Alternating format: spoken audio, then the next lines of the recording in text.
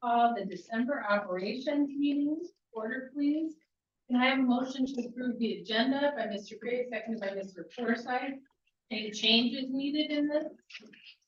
Seeing none, all in favor? Aye. Can I have a motion for approval of the minutes for November 13th by Mr. Hall, seconded by Mr. Forsythe? Any discussion of those? Seeing none, all in favor?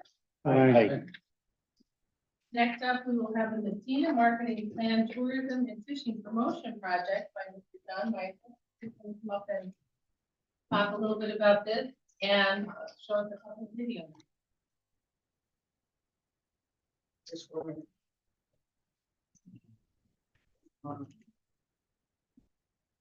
First, I want to thank all of you. The reason we're here, I want to tell you about the program that we've been doing in Messina for the last several years and where we're going with it now as we go forward and the help that we need for us to work together to make this incredible opportunity that we really built to be able to go forward and build upon itself.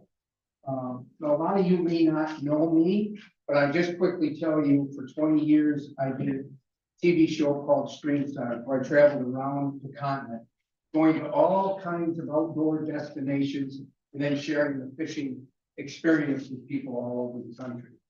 And so I've been to all the top places, including up in the Arctic, down in the Everglades, out in Montana. And as the years went by, I kept thinking to myself, I'm leaving the best behind, and the best being this area. And so after doing that for 20 years, before I started doing the TV show I did with soldiers called Fishing Behind the Lines, my dream, my goal of being here is to tell the story of the North Country, because I feel this is such a special, special area. And the one way that we could get our message out to people to come here and discover it is to use the one resource that we have here in this area that nobody else has. And that's not just the St. Lawrence River, but the extraordinary smallmouth bass fishing that exists here. And now the St. Lawrence has been called the finest bass fishing in the world. And so we have a tremendous opportunity to utilize that reputation that is going out, bring that message to people around the country. And one of the ways that we do that is to bring the top U.S. tournament organizations to this area and to Messina. Messina is the gateway, not just of the St. Lawrence River, but it's a gateway for the North Country. And so we've given you a work study program that we put together with New York State. We did a similar thing a year ago, and we were able to bring some of the biggest tournaments here. But let me explain also, we have 5 major tournaments that we're bringing this summer. Each one of those tournaments represents a different grouping of American families and outdoors, starting with the lowest tier, which is a BFL, and going to the very top, which is Major Leagues Fishing Bass Pro Tour. And that Bass Pro Tour brings 80 of the world's finest fishermen and their families here for 1 week, and then they broadcast that on 6 different TV channels, the biggest being CBS, the Outdoor Channel, and others that are listed again in some of the materials we gave you. And so this summer, when they come here again, they're going to give Messina. And when I'm speaking of Messina, Messina is the town that is taking the responsibility, the risks, the challenges, and led this program forward over the past several years to be what it is now. And we're talking about, we've had these organizations break down the financial impact of this. And you have that information to us on a little sheet. But starting at the lowest tier, which is a BFL, is roughly $250,000 economic impact for the area for a 1-day event when they come. The 2-day events are pushing $400,000.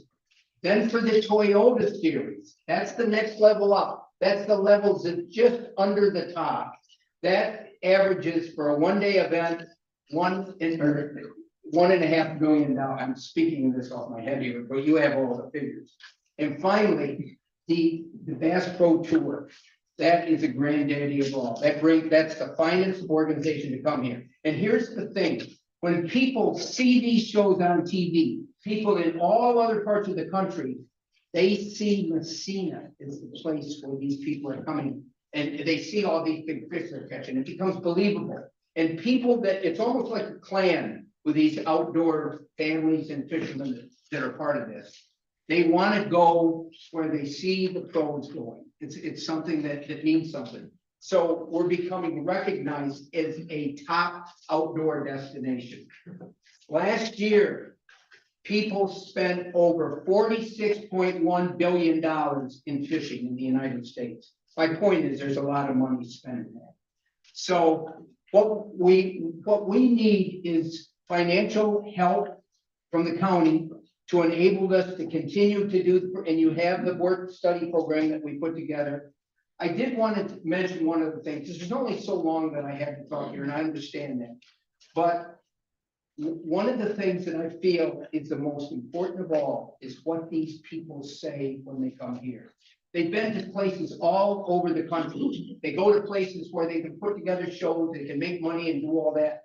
These organizations, when they come here, say they've never been treated like how we treat them here. They're amazed, and they get up on the stage and they say this, and I don't think they're just giving lip service, because what they find when they come here isn't just the greatest fishing in the country, but they find a way of life and an attitude of the people that they're not used to finding. They find a town that treats them and say we treat them better than any place they've been. Well, we do that because number one, we have volunteers that go out of their way, including volunteers from Louisville, come together to help us. And so we give them rides from their cars all the way back to their boats. We do things that make this trip so memorable to them that they go back, they talk to their families come. The other thing you got to be aware of is that when these people come here to fish, they don't just come for the tournament. They may come a week, 2 weeks, or 3 weeks in advance, and they start exploring to find out, because there's so much money involved, they need to try to find out how they can win that money. And we had people last year from Texas telling us, oh, we came here 2 years ago and it was great. So last year we came and spent the summer, and now we're looking for a place to stay. And we recorded this all when they were here. So I think it's really important to understand that. Our goal isn't just to bring fishermen here. It isn't just to bring the initial money that they bring. It's to bring their families, to have them go back and say, we got to go up there and spend vacation. It's incredible. You wouldn't believe what life is like up there. And I've got a video to show you that. The other thing I want you to be aware of is for the past several years, again, because of Messina, not because of any place else, they have taken the responsibility. So Linda and I have gone to winter sports shows around the Northeast. We go to Nashua, New Hampshire. We go to Boxborough, which is right near Boston. We go to Springfield, Mass, Suffern, which is right north of New York City. And now there's another new one that we want to go to this year near Utica. And the reason we do this is when people have cabin fever. This is when they're planning vacations. And when we go there with what we feel is probably the most impressive booth. I mean, it stands out in the convention center, beautiful. But when we go there, we are answering questions. Where do we eat when we come up here? Where are there trails that we can walk on? In other words, what we're representing isn't just come here and fish. We hope that the fishing is going to bring them here. That the special one, no place else in the world like it is going to bring them here. But what we want them to discover is what they find when they get here. And if you could hear some of these people and the families, the one thing they talk about when we see them again, when they come up here, isn't so much the wonderful fishing. It's the way they're treated when they're here. They talk about they've never seen such nice people. And I'm not making this up. We take ourselves for granted, and we don't realize that we live here in an area that offers a lifestyle, a way of life, and a tradition that's different than almost any place. That's what I told you. I left the best behind. So now, one thing, Linda, you might want to speak, because you put this work study program. Linda was the economic developer for Canton for 11 years, but but she's putting this together here, so. quickly, I'll very briefly speak to the documents that the committee was provided, both prior to tonight's meeting as well as the handouts that we have provided to you this evening. The first one was the marketing plan. As Don mentioned, this was prepared for our grant application to Market New York, and it lays out in great detail the tournaments that will be done in 2024, the sport shows that we'll be attending, and so that this committee is aware. Also, the work that is being done now will be continued on into 2024. In other words, Messina had an audit done of their two social platforms, Explore Messina and Fish Messina. We had a consultant look at what has been done. How can we make these sites better to encourage greater visitation, greater awareness of Messina and St. Lawrence County? So the work plan highlights not only the sport shows, not only the tournaments, but also those other features that we hope to accomplish. The second thing that you were provided prior to tonight's meeting was the press release from Major League Fishing. And so that everyone is aware, I don't know if you counted through all of the various pro anglers who will be coming to Messina. There are 80 total. No one is from New York. That's important to recognize, because that means that the people coming here are not residents of this state, but rather they're coming from other states in the union. And once they come here, they will begin to see all the wonderful things that we have to offer. That's really important to remember. So those 80 anglers will probably tell their friends, their family, and will have greater visitation because of them. Now, the final thing that was provided to you this evening is actually a 4-piece handout. The first page of this is the award that Don received through the Tourism Excellence for Tourism Marketing project, and this was FishCat. And this actually marks 10 years that he has been working on this type of initiative to promote Messina and St. Lawrence County. So this is not something that's been done just yesterday. This has been a lot of work in progress. The second part of this is the 2024 tournament series. And I broke this out for you so that you could see the MLF, Major League Fishing tournaments, and what we can expect with those. I've provided the dates, I've provided the names of the tournaments, the number of anglers. For the first two that are listed, 150 anglers and 150 co-anglers. And if you want to see an extravaganza, I'm here to tell you, come to the intake at 3 and 4 in the morning on the days of these events. We're out directing traffic, we're out riding golf carts to bring boaters back and forth. We have EMS personnel on hand, and we needed them in one of our last tournaments. Very, very effective. The third one will have the 80 anglers, the professionals, and for the estimated economic impact, I've mentioned that this is exponential in scope because of the television networks, because of the social platforms on which they air everything. It's something that doesn't have a lot of pomp and circumstance at the intake, but rather pomp and circumstance on the water, where they're bringing in the big fish and they're releasing them at the same time, as soon as they're weighed. The last two sheets of this are from the MLF covering the Bass Pro Tour. The deliverables that will be realized by Messina and St. Lawrence County, as well as there is an in-show community feature, which Don did when the General Tire event came.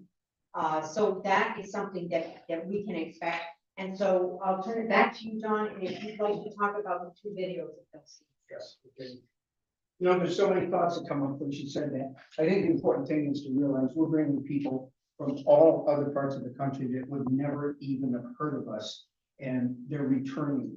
They're buying homes. There's Airbnbs that are springing up. There's so many impacts of this that and sometimes it's hard to even realize. All you have to do is drive through the towns and you go through Messina and you see bass boats everywhere and you see them all summer because it's a continual thing.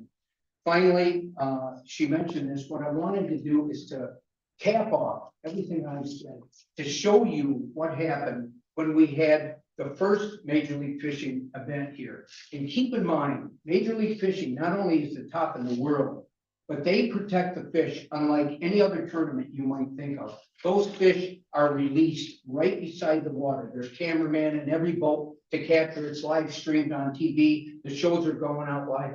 But the significance for us in the future is by doing this, we're protecting our resource. This resource is so unique, so special, and we all have a responsibility to take care of it.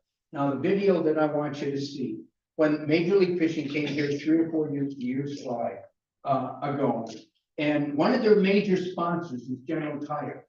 And the girl that they had, that was part of their employee that was representing General Tire out the Messina intake, she started exploring the area each day after the fishermen would leave.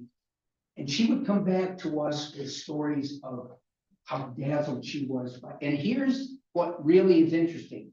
This girl, Bridget, that you're gonna see, has traveled the world. She grew up in South America. She lived in Egypt. She has gone to some of the most incredible places just by, I guess, the luck of her family or whatever. So when she came up from Florida alone, she said to me later, if I'd have only known, I'd have brought my family. So I'd like you to look at this video now where I'm interviewing her because I thought maybe she could say all this. So this was taken 3 years ago.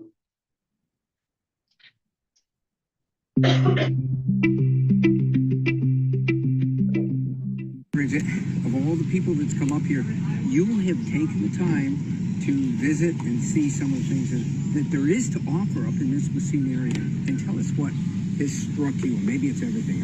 I'm hoping it's everything. Yeah, I mean, it's been really phenomenal. I definitely had no idea how much Messina had to offer before coming here. But all I had to do was just start talking to locals from day one. Everybody's been super friendly and has given me tons of different places to go see. So I've gotten to check out some of the farm stands. I went to White's farm stand. I went to the local Healthy Way. I got an awesome burrito from the food truck right there. And then I went to Martin's farm stand. I got to pick fresh strawberries and free flower bouquets. I did the Stone Valley Trail, and I'm a big avid hiker. I go to the Smokies. I've been to like over a dozen national parks, and Stone Valley Trail easily is up on my like favorite trails list. That mile when you get in from Colton, where you could see like Colton Falls, the Narrows, and the Tubbs was just incredible. I just swam in the river and sunbathed. I went to Lake Placid one day. The Adirondacks is pretty easy to drive to from here. I did Lamson Falls yesterday, which was phenomenal. I mean, just totally awesome. I got some really good perch dinner at Coach's in town. This is going on and on. Hey, here's the thing. It's incredible. When you knew that we were going to have this tournament up here, you're down in Orlando, Florida. Yeah. You think, Messina, New York. I was like, where am I going? Did you have any clue that, I tell people this is almost like an area where time stood still. It's like going back and being able to relax, but also having the panoramic beauty around you to be able to really... The size of the rivers really astounded me. I've seen a lot of rivers and waterfalls, but I mean, these things are just massive and gorgeous and breathtaking, and the wildlife too, and the size of the waterfalls, and you can really just like climb in them and swim and dig in. But I could also go into town and go to like food co-op or go, you know what I mean? I still had like a lot of the amenities I needed. I mean, I even made my way out to the casino. Did you really? And I got to see like all the Amish country on the way there and get some baked goods and some like produce from the Amish people. I mean, there's a little bit of everything. It's wild how like you have some of the big city, but you have some of the kind of more like farm town stuff, but then you also have that like really awesome nature. Like, I honestly didn't even need to go to the Adirondacks. Like, just staying in Messina in the general area, I could have, I wish I was here longer. Like, I feel like there's still so many things on my list that people have given me that I haven't gotten to see, so. Every day. I used to tell people, and fishermen in particular, you could spend every day, the rest Every of day. your life, going to a different place and never fish the same place Yeah. twice. And it's the same type of thing you're talking about. We're not talking about going fishing. You're just talking about just Walking around and hiking. being alive. And so accessible. Like, some of these trails, 10-minute hike, 15-minute, and I could be just like immersed in it.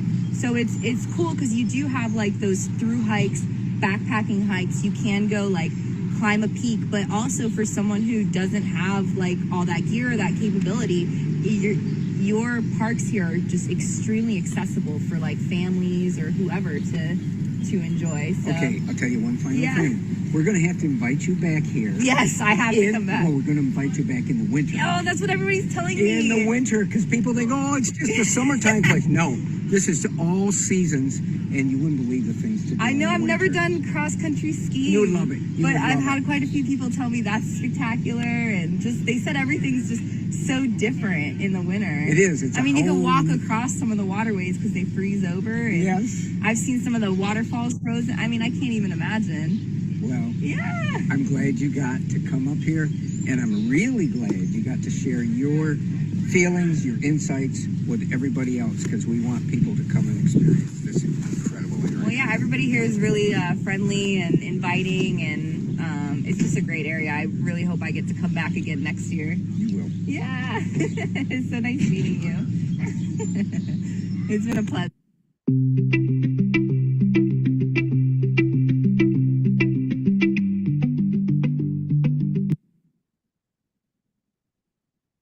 Okay. It was a little hard to hear, but the whole point of this is it shows what will happen if you can bring people here to fish and they discover all the other things that we take for granted that are part of this area. Again, I want to thank you for entertaining us, listening to what I had to say.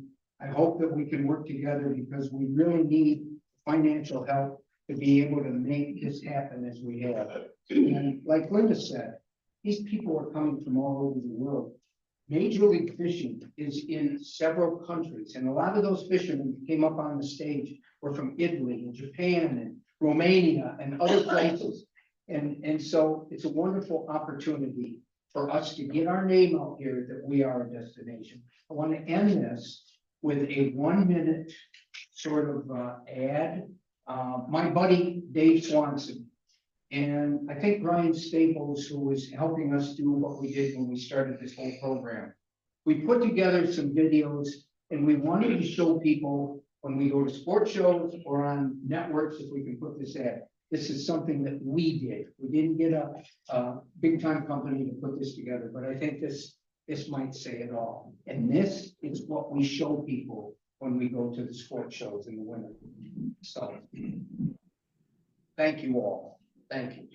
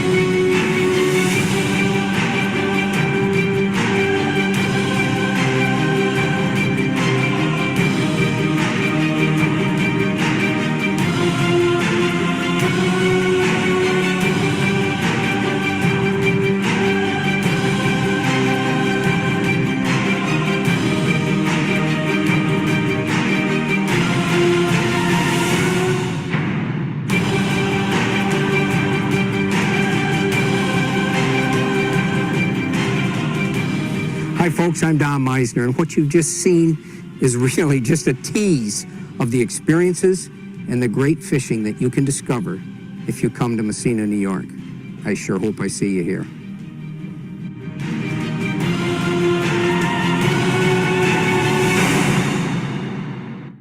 My friend.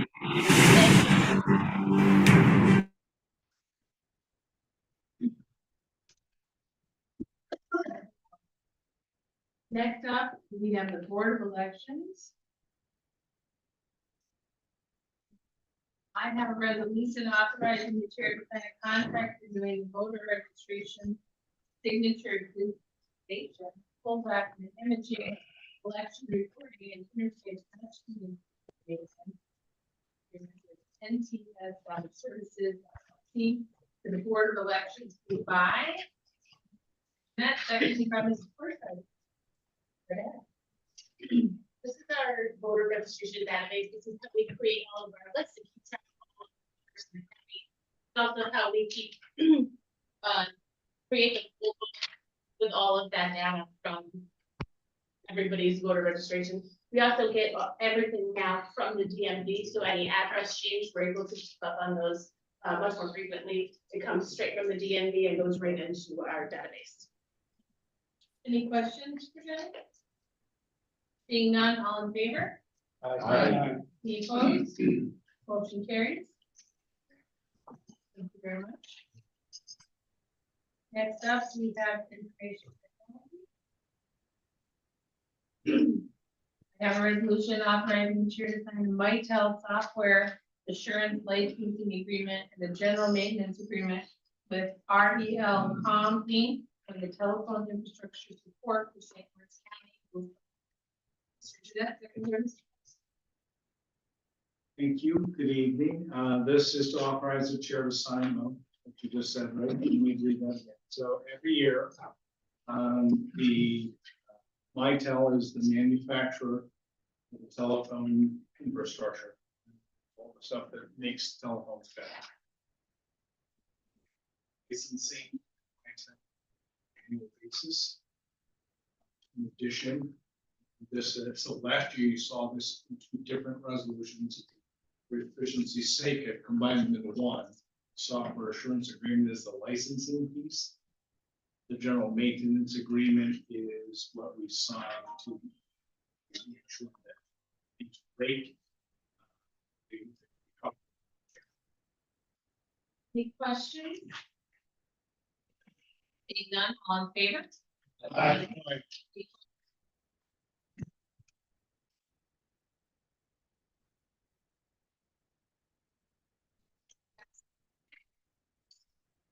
Agricultural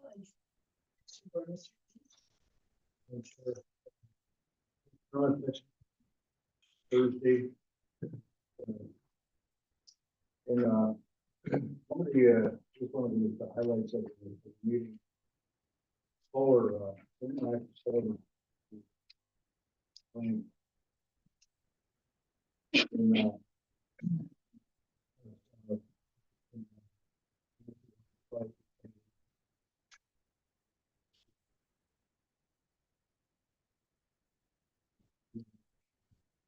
we're gonna stay away from.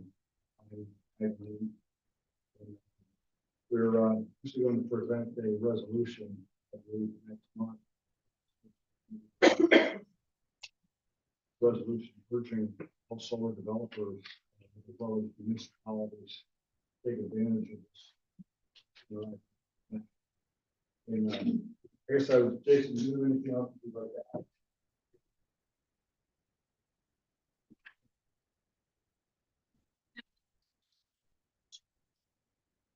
Seeing none, thank you, sir. The alternative to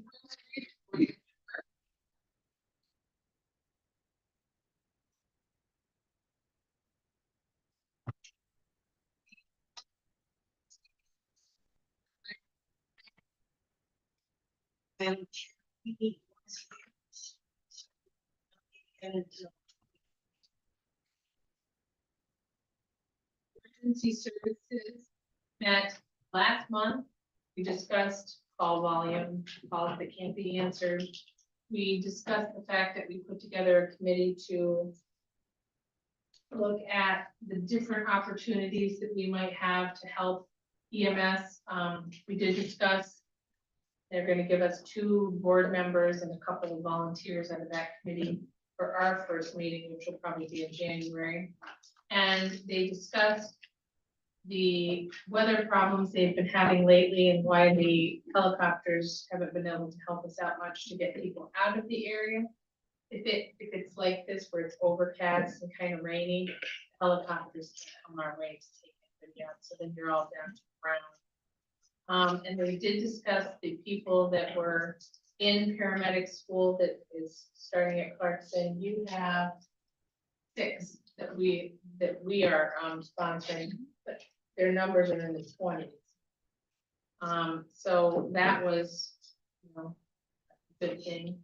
So I think that they're trying very hard to help find opportunities for education, but they are willing to sit down and talk about how the county might roll out something to help them, just because of the number of calls that they can't get, the volunteers that they have. Anybody have any questions? Okay, seeing none. The Environmental Management Council, Ms. Kim. Thank you, Madam Chair. We met last on November 15th. Doesn't seem right, but it is November 15th. We had a speaker, his name was Miles Manchester, and he presented to us about wood heat and shared with us a book called Norwegian Wood. It's been donated to several fire departments across the county as well as libraries to have on loan, but it's about clean wood burning, best practices for chopping, stacking, and drying wood the Scandinavian way. He shared with us a moisture or wood moisture meter. It's his goal to get one in every library that actually has tools that they check out to the public, so that people can check the moisture levels in their wood, stressing the importance of how, in order to burn wood the best, it really, really needs to be dried out. When wood is not properly dried, that's what causes chimney fires. It can put out higher emissions, it's less cost effective. He also described the Scandinavian way of starting a fire. We actually put the kindling on top, because when you start it on the bottom, it just sheds emissions off, but it doesn't have the right fuel and gas combination to really start the fire.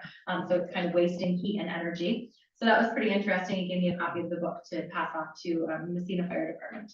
And then committee reports, Shannon Hurlbutz, she's one of our committee members. She's also on the public advisory group for 2014 phase 2 review.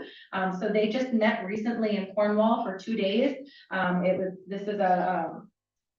It's between the IJC, GLAM, and the ILOSAB. They reviewed data and determined how to keep public engaged with the water levels.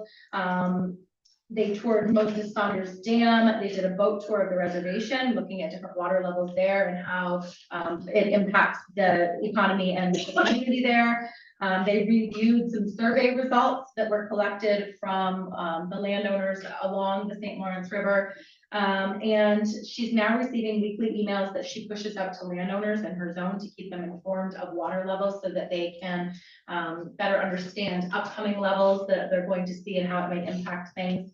And then she receives feedback from those landowners to share with GLAM. They're working on setting up some public forums. And then we also talked about the solar mapping project that's going on, and both projects that are currently in the works, but also the land that we've been suited for solar projects, as opposed to taking agricultural and prime lands. Our next meeting is January 17th. Thank you very much. Does anyone have any questions? Seeing none, on to the Fire Advisory Board from Mr. Denisha. Thank you, Madam Chair. Last month, I reported that I would have more information after an advisory board meeting, the fire advisory board meeting under the council from the last one. So our next fire advisory board meeting is Thursday, December 21 at 6. Hopefully in January. On to the Jury Board with Mr. Sheridan. The jury board has not met recently. We won't be meeting again until next year. Thank you, Mr. Sheridan. Next to the Planning Board with Mr. Fay. We'll meet Thursday the 14th. Thank you very much. At this point, I would entertain a motion to adjourn the meeting because we're gonna do everything else in and services. We'll start up with a little bit there. Mr. Lightfoot, seconded by Mr. Hill. All in favor?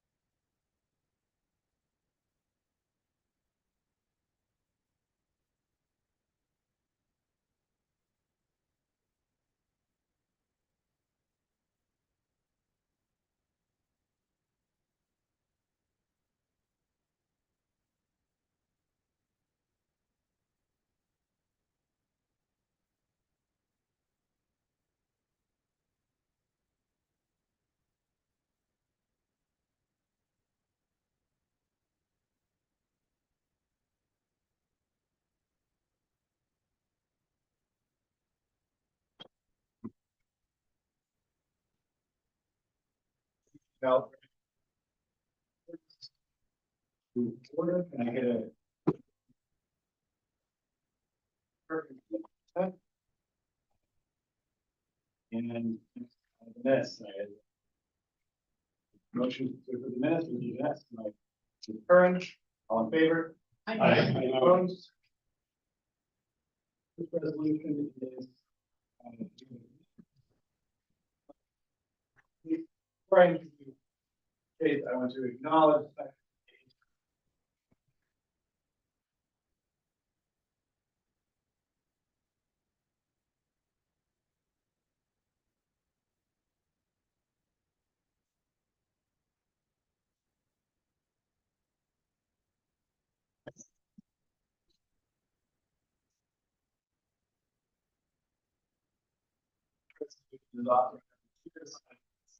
The contract with various organizations for youth development program and youth sports education funding programs, grant funding. Is there a motion?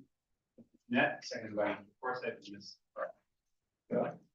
So this is something that we have not typically had to do in the past, but we had a situation, two situations this past year with 2023 funding.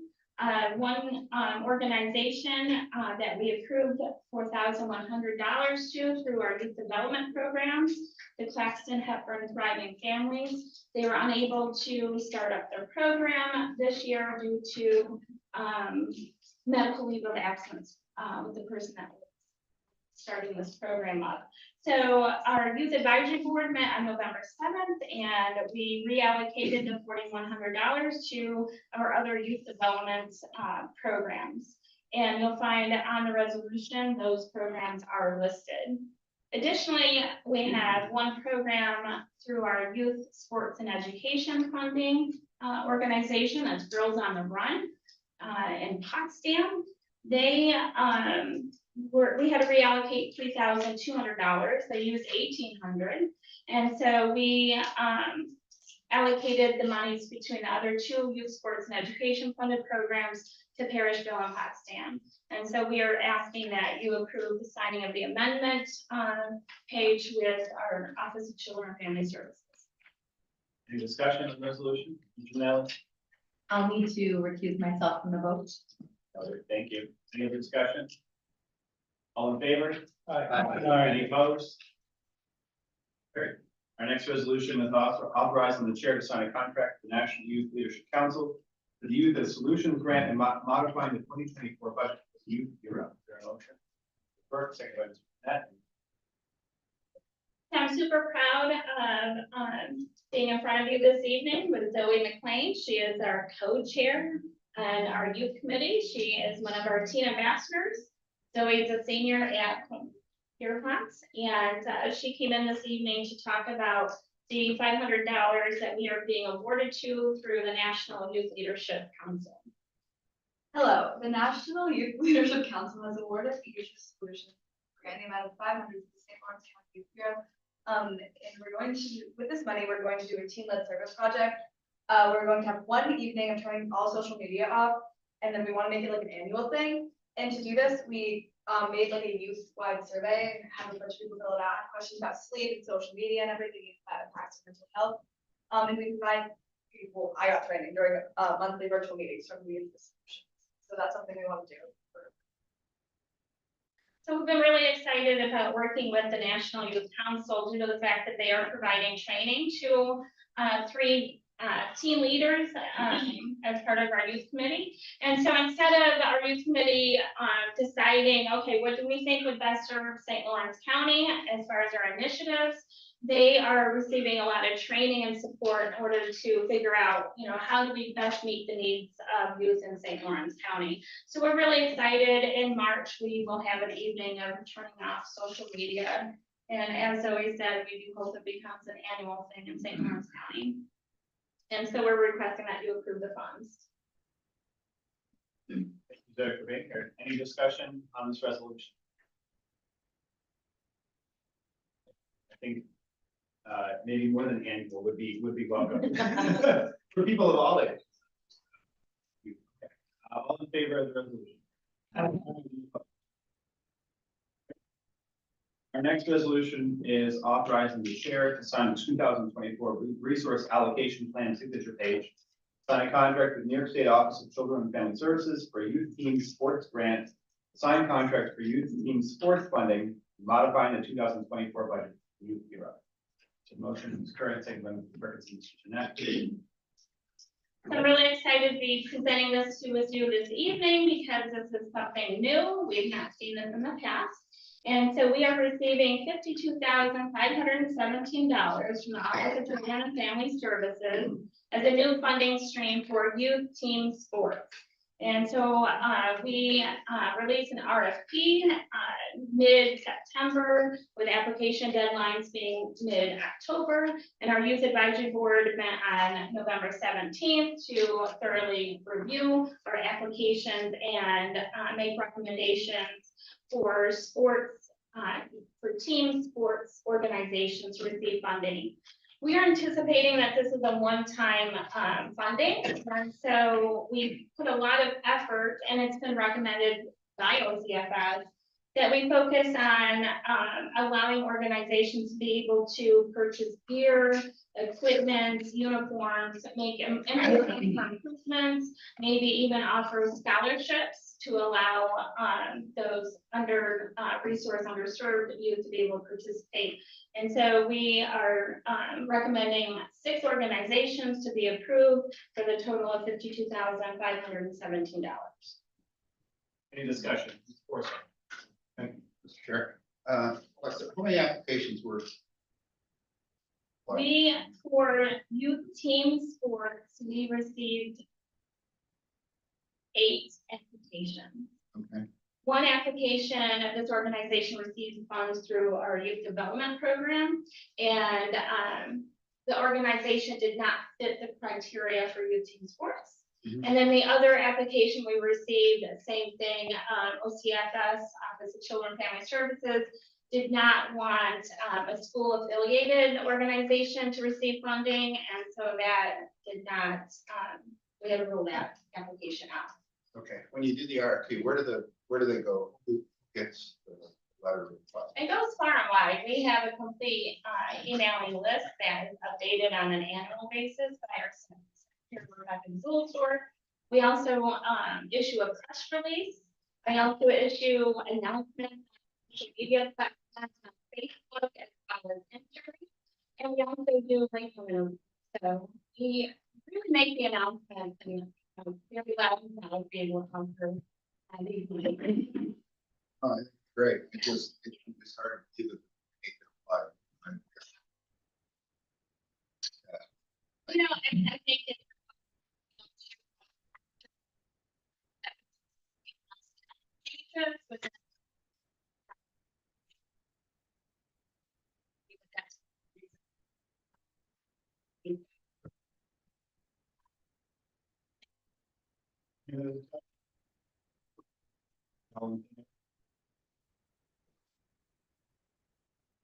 Next resolution is E. No? Yeah. Okay. Authorizing the chair to sign a 2024 resource allocation plan signature page. Sign contract with the New York State Office of Children and Family Services for youth sports and education infrastructure funds. Sign contracts for youth sports and education infrastructure funds and modifying the 2024 budget. Euro. Is there a motion? It's currently stated by Mr. Jeanette. There was an attempt to merge some closely related resolutions, which results in longer titles, but I think it's overall efficient. And skip letter C. And we're adjusting the outfit.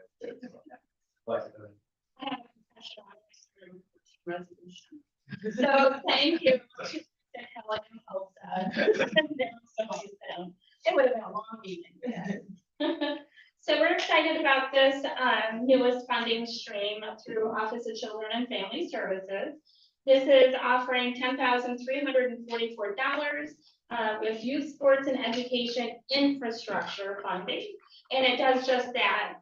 We are being provided this funding to be able to lift some community organizations and nonprofits to make some improvements within their infrastructure to, make some nice improvements within their sports serving programs. And so we have four organizations that we are recommending approval for $10,344.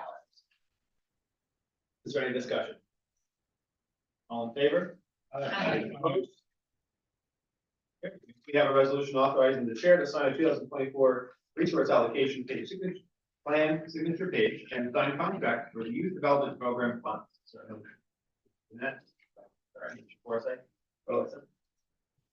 So this is approving our 2024 funding for our youth development programs. It totals $64,645.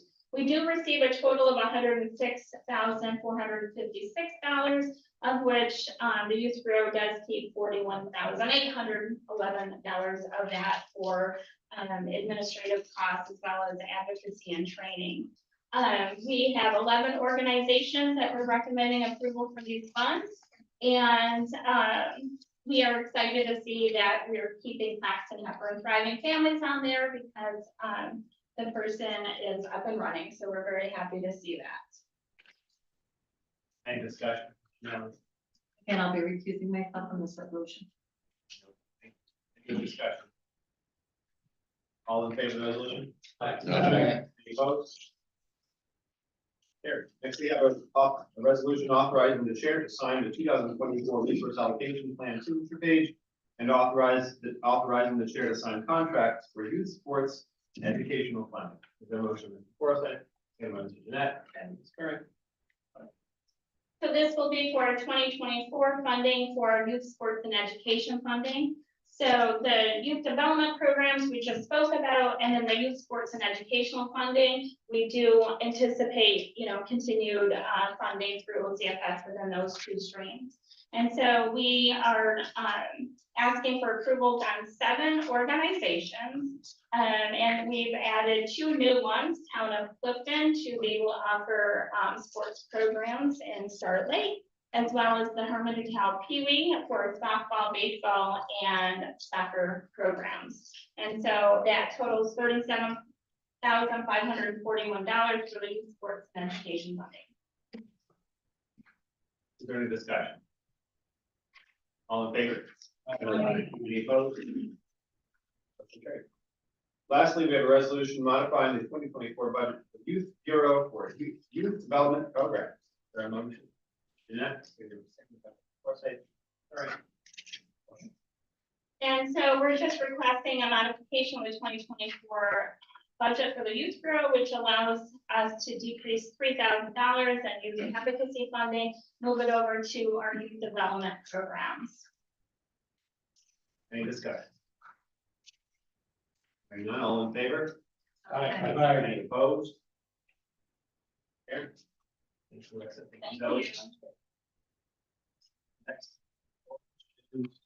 When is? No. I saw on the screen.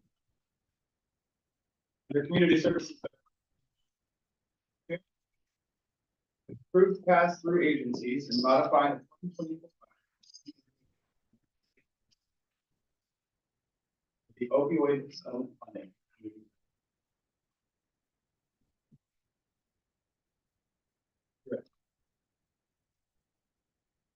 So the opioid settlement fund is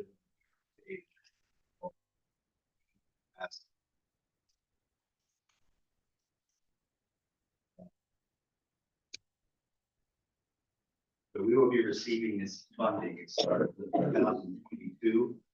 It goes, as far as we know, so this is not going away this month. So this year we received the 22-23, we received $574,691. So we thought for next year we'd receive about half of that. But we just recently got the letter for next year's allocation, $417,705. Now this money, unlike state aid, can roll over. So it does not have to be spent within the calendar year in which it's given. I don't know if anybody is exactly sure what the closeout is going to look like after 18 years, but I'm not going to be.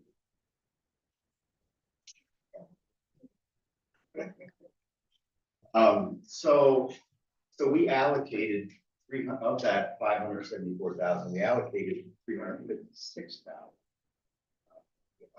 We did not allocate 70,000 because we did not know what we were going to be getting 24. And we didn't want to start giving money to programs that may not be sustainable to the program back in the following year to make those enhancements. So the CSB on October 3rd, after presentations from organizations, approved these organizations to get the allotments here based on the resolution. So Seaway Valley, 150,000, public health, 56,000, maximizing independent living choices, 150,000. So there was originally 10 buckets of approved uses for this money.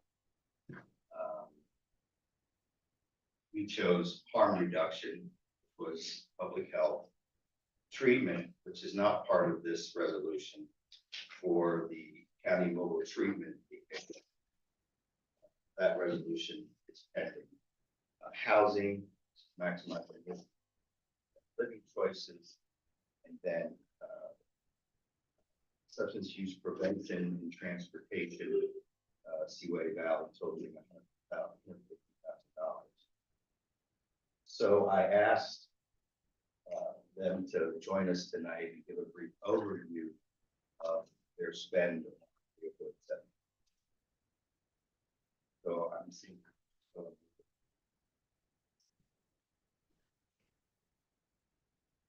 So Larry, you want to? Sure.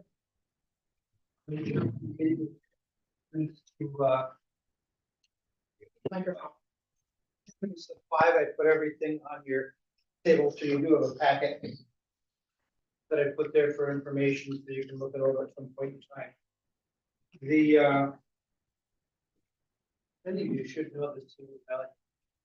What are 30, yeah, 35 years there, they're 36 years.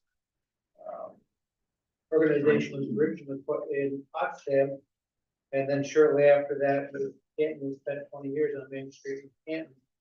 Don Noble. And then we've been in since 2010, we've been in the Lebanon, and continuously expanding.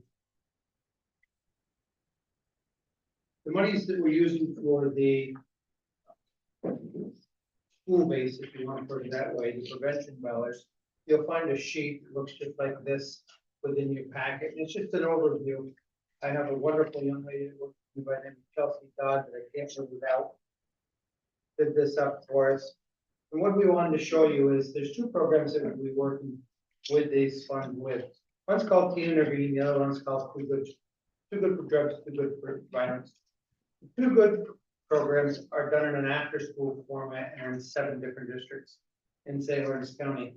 Teen Intervene runs all together independently, and what it is short-term brief intervention for youth. So say a school district has a youth that may have violated their policy on substances within the district. Well, instead of automatically going to suspension, what they'll do is they'll call us up and we come in and we meet with this. This is not treatment. If we determine that there's a need for treatment, then our job is then to refer on to chemical dependency for other services. We just simply meet with them and their parents about 3 or 4 times and go over the issues that may have led to them getting into a little bit of trouble.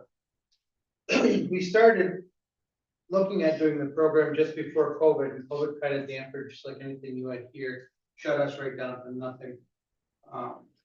But I'm glad to say that if you look at the numbers, in 18 and 19, we only had 9. Right now, so far in 22, 23, by the way, our year for Oasis for the state starts, our prevention year starts in July and ends in June. So at this point in time, we're 16. So we're on track to double probably the numbers that we had last year easily and go beyond that. We haven't pushed a lot with this program because again, funding is scarce. I don't want to start something, then have it catch on, and all of a sudden tell the school districts I can't do it. I'm sorry, I gotta close up for you. Working with Jay and the Community Services Board, as well as our budget and some monies from Oasis, I think we're sustainable with this at least for the next 2 years, 3 years. We'll see how it catches on. I'd like to come back and let you know how it does at that point in time. I also wanted to just show you, Chelsea wanted to give you some numbers on the enrollment that we have for the after-school programs. These are programs that we partner with other people to do. So for instance, we partner with Northport for 3 different districts. We partner with Cornell Cooperative Extension for District 4. We started the program. They're primarily elementary and middle school within there. At one point in time, Seaway Valley, probably back in the 20 years ago, we were in just about every district in St. Lawrence County. When drug-free schools funding dried up on the federal level, so did that program as well.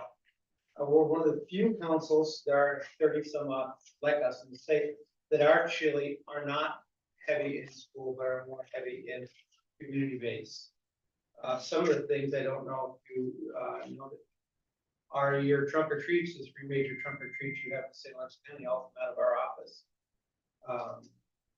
I push more candy in this county, I think, than the dentist would like to know. It's quite an investment. But when you see community come together and everyone at the same time, and you're promoting wonderful things, different activities you do. And I get a lot of parents now who say they don't even take their youth out anymore. This is the event for them. It's quite impactful. Any questions on these two? Yes, sir. When you say you have enrollment, what does an enrollment look like? How long a period of time does that last for? Is it like for a school year? It's a good question. So these programs on the side, the 2 good, there's 2 separate ones. So an enrollment at a time could be, we'll just pick on a school, okay? Say it was Edwards Knox. So in Edwards Knox, we may have 30 people, 30 youth enrolled right now. They're 10-week blocks. So at the end of that 10-week block, these 30 students will rotate into one of the other programs and we'll gain another 30. So over the course of the year up there, we may see 50 to 60 of their youth totally in that one district. The curriculum in this case is like I said, is split up into 2 different 10-week blocks. With the state, unfortunately, this Oasis, and I don't have to tell you, you work with everything day to day in the state. Everything is evidence-based now. So we really have to work hard to look at the numbers on what the survey says the issues are with the students, and then match up programs the best we can to provide. We can't no longer just go out and say, oh, I think they should have this or that, the other thing, pick it off the shelf. It's all gotta be run through the state, it's all gotta be evidence-based.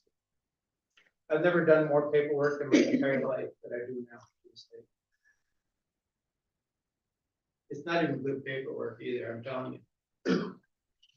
Any other questions or discussion? 2 more.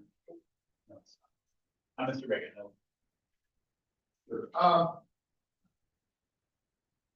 You've got some very extensive programs. I'm wondering, on weekends, in Ogdensburg, have you given a thought to having services? It's people with addiction problems can go during the daytime.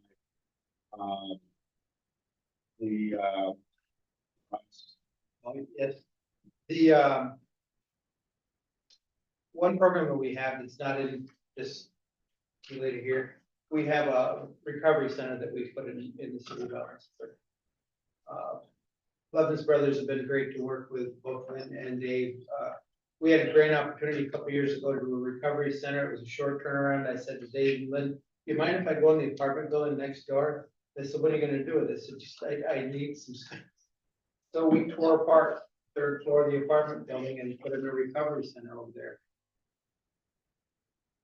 Now we are maxed out of the recovery center over there.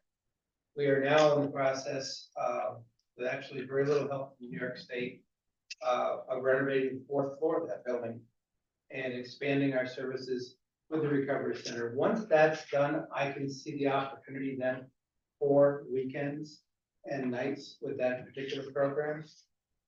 We probably have on the average 15 to 20 people in that space every day right now. And that's not because it's cold out either. In the summertime, we're averaging that many every day. My initial thing when we put that recovery center in is I thought that this would be a countywide opportunity. But I'm gonna tell you, really, it's become more of a citywide opportunity. And that's fine, because I think I put it in the right city as far as St. Lawrence County is concerned. We also, at that site, we do harm reduction. So we're probably one of the leading providers of Narcan training in St. Lawrence County. We have almost all your districts right now, your school districts are being trained by us. All staff, 100% of the staff with naloxone, Narcan. We also do needle exchange at that site as well. That's not something we do, we just decided to do and then, and put a shingle out, by the way. That's actually, we're governed by another whole organization who makes sure that this is done safely. And especially my concern for both the community, but also the staff. This is a way that these aren't left on the streets or anywhere else. People come in, we don't ask questions. We will exchange dirty needles and syringes for clean ones. And we see people now on a regular basis, which is good, which means they're not getting thrown away. They're not ending up in inappropriate places. And it gives us a chance while the individuals are there to talk with them just a little bit and hope that maybe at some point in time, they'll pick a different path. And maybe we can point them on a path of recovery. There are a lot of things, Seaway started with 6 individuals in 1987 in Potsdam. I now have 30 staff. I'm only 25, look at the hair. We're a $3.5 million budget right now. Never seen anything like it. And the need is just unreal that's out there. We also do a program in Messina. I think Messina was here earlier, Rick said at Town Hall. We do a youth program in Messina. We have a youth clubhouse there for youth to come to every night up to 6 o'clock. We have 50 youth. They come in off the street, do all kinds of nice, fun things with them. So hopefully we can duplicate that someday in Augsburg. We'll see. The other thing that I had to bring to you tonight was the Rights to Recovery. This is a program that we had kind of tossed over with the volunteer transportation people. We put a grant in and then we're unsuccessful with drawing down the money. So we didn't want to give up on it. So I've looked other places and have managed to come up with funds. At least I got it through last year and I think I will work my way through again this year. What we do is we provide a lot of rides to people who've lost their licenses. Now, from a person who drove his dad, I used to pick up my father at the psych center shortly after 11 o'clock every night for probably 20 years. And yes, I did ask him for his ID just to make sure it was him getting in, just so I could razz the crap out of him. He lost his license. He hadn't had a license for 30 years, but he still had to work. He had a whole family, he had to provide. So that kind of drove some of the thing here. We right now, and what I'm looking for is one. I want to share with you on this. Right now, this is only 6 months report. We support 14 full-time jobs supported through the program. We have 14 individuals who are taking advantage of this, go back and work. With 8 part-time jobs supported. 2 moms now spending time with their children in cases where they've been separated. 1 person able to access the MAT on the weekends. 1 child able to access mental health treatment. And then improve transportation across food sources, probation appointments. I was here when that rumble was before, so that wakes you up. Round 2. Right now, the program started, it was averaging about $5,000 to $6,000 a month. Last bill I got from volunteer transportation, 17,000. So it's projected, you know, next year I'm looking at, a total of about 157,000. What do I manage to dig up so far? I got 45,000. Right, Jay? From on range funding, right, Jay? See, everybody, you heard that, right? All right. And these opioid settlement funds, thanks to that committee, I have another 70,000. I managed to talk Oasis, Lewis County. Sad note, Lewis County is losing their council, like us, it's closing. They had 42,000. I managed to talk to the state and give that to St. Lawrence County towards the program. So I know I've got that. I'm still gonna be 47,000 short, but I'll keep working on that and we'll see where it gets. I'm committed to make it happen. A lot of nice things are coming about by this.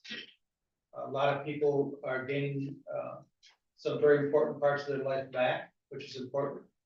Starting to make them feel human. Addiction is what it is. It has to ruin your life forever. But giving this little bit of helping hand at times makes a big freaking difference in someone's life. Mr. Brett, you had your hand up? Yes, I did. I'm just wondering what you're seeing. Could we ask Joe this question? What are you seeing as far as the incidence of teen drug use and nicotine? Good question.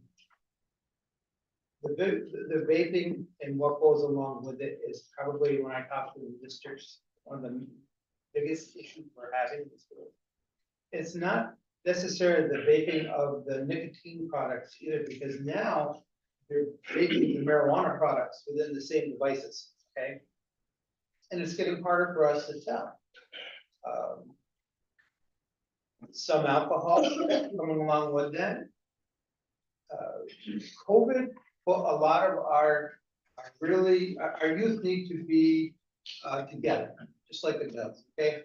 But during COVID, they were all separated. No one went home. My house.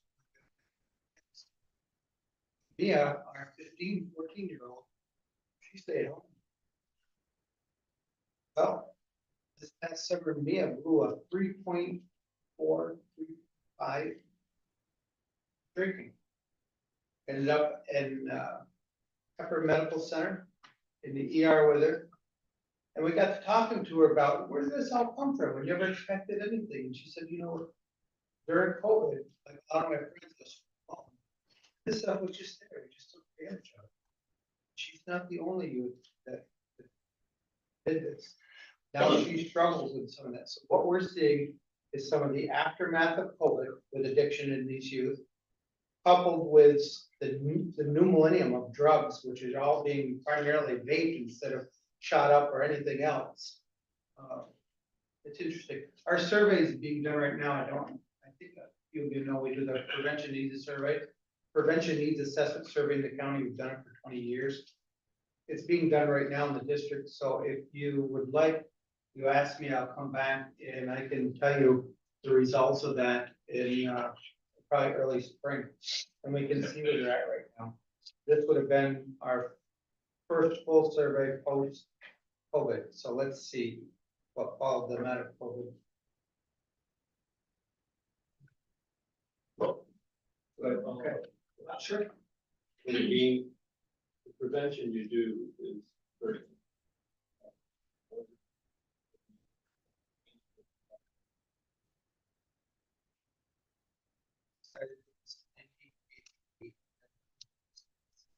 I asked myself that question. We're gaining by leaps and bounds? No. We're holding our own in it? Yes. And I guess that's the best I could ask for with the resources that we have. I remember Seaway Valley is a small organization with 17 school districts in the largest county in New York State. So 3.5 million may sound like a lot, Let me tell you, when you're servicing that big an area with that many youth, and that many communities, we do our best. We do our best. Okay. Thank you for, oh, go ahead, Mr. Ray. One last question. Sure. With the legalization of recreational marijuana, what kind of an impact is that having on those underages? The accessibility is unreal now. It's just like buying alcohol. When you were a youth, you'd find somebody, an adult, to buy. It's the same thing now with marijuana. The even bigger impact of that is, they're not picking on Akwesasne by no stretch of imagination, but if you've driven down through the main drive of the reservation lane, we did a survey and we stopped counting. Okay, in that short distance, we stopped counting the number of dispensaries that are down there. For adults, I have no issue. I have no issue, but for a young person, I have major issues. Their brain's not all there yet, not fully functioning. Don't look at this, come on. I got a 16-year-old, she'll prove her brain's not fully all there yet. They need a little bit more time, but the accessibility to this is unreal. I've got a niece who's junior in Chilton, who smokes on a daily basis now. Has no problem getting it, none whatsoever. She knows where to go.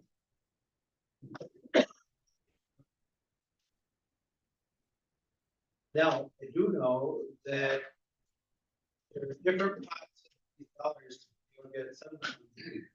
So this pot was given to the LGU. Remember I showed you that $57,000 deficit I had? You have a pot of that money as well. And if this committee so saw, we could use a portion of that bridge to recover it. I'll just throw that out there. Thank you, Larry, for the update and the work you and your team are doing. Pretty good. Expound further. There's so much going on. Okay, there's more. There'll be an after party, right? Thank you so much. You're welcome. Next, we're hearing from Ms. Zimmerman via the interwebs. Is that true? Oh, these are all the. Yeah. Ms. Carly, Shirley, can you hear me? Yep, I can hear you. Sure. So I'm just going to share my screen. I just have a couple of slides.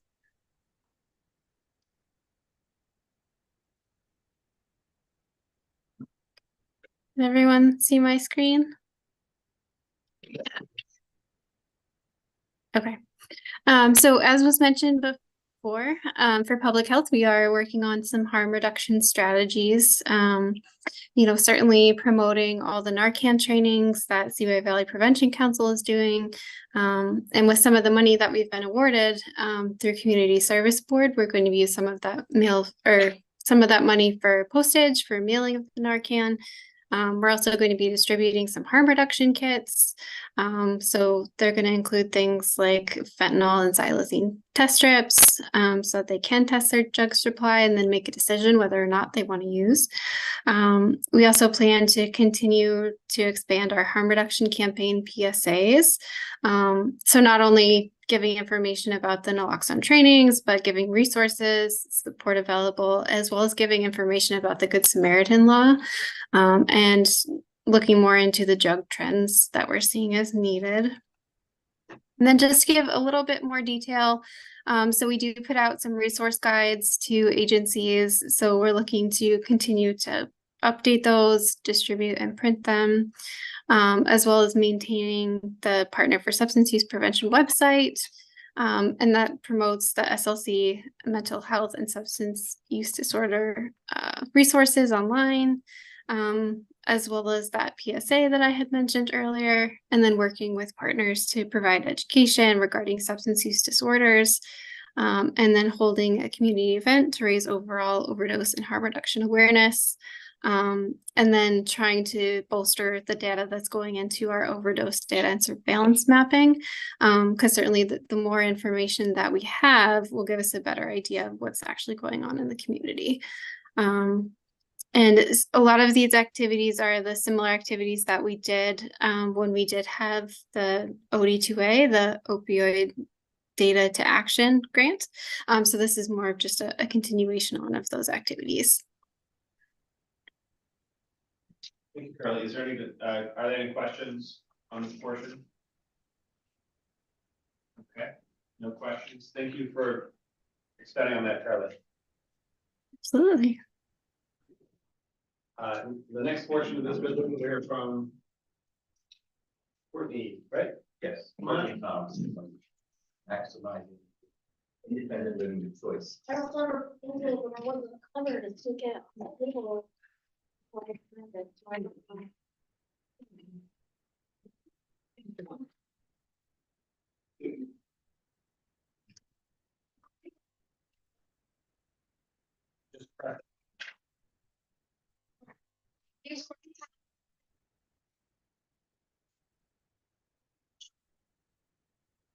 Used to be called Messina Independent Living. Changed our name a few years ago because we do serve Messina. We're a 501c3 nonprofit providing a variety of support services for people with disability barriers. Our proposal is a short-term supportive housing program. It's not permanent supportive housing because the funding stream is not permanent. So what we propose is that individuals will be identified through the SPOA committee as needing housing support. These will be people in treatment or utilizing community services.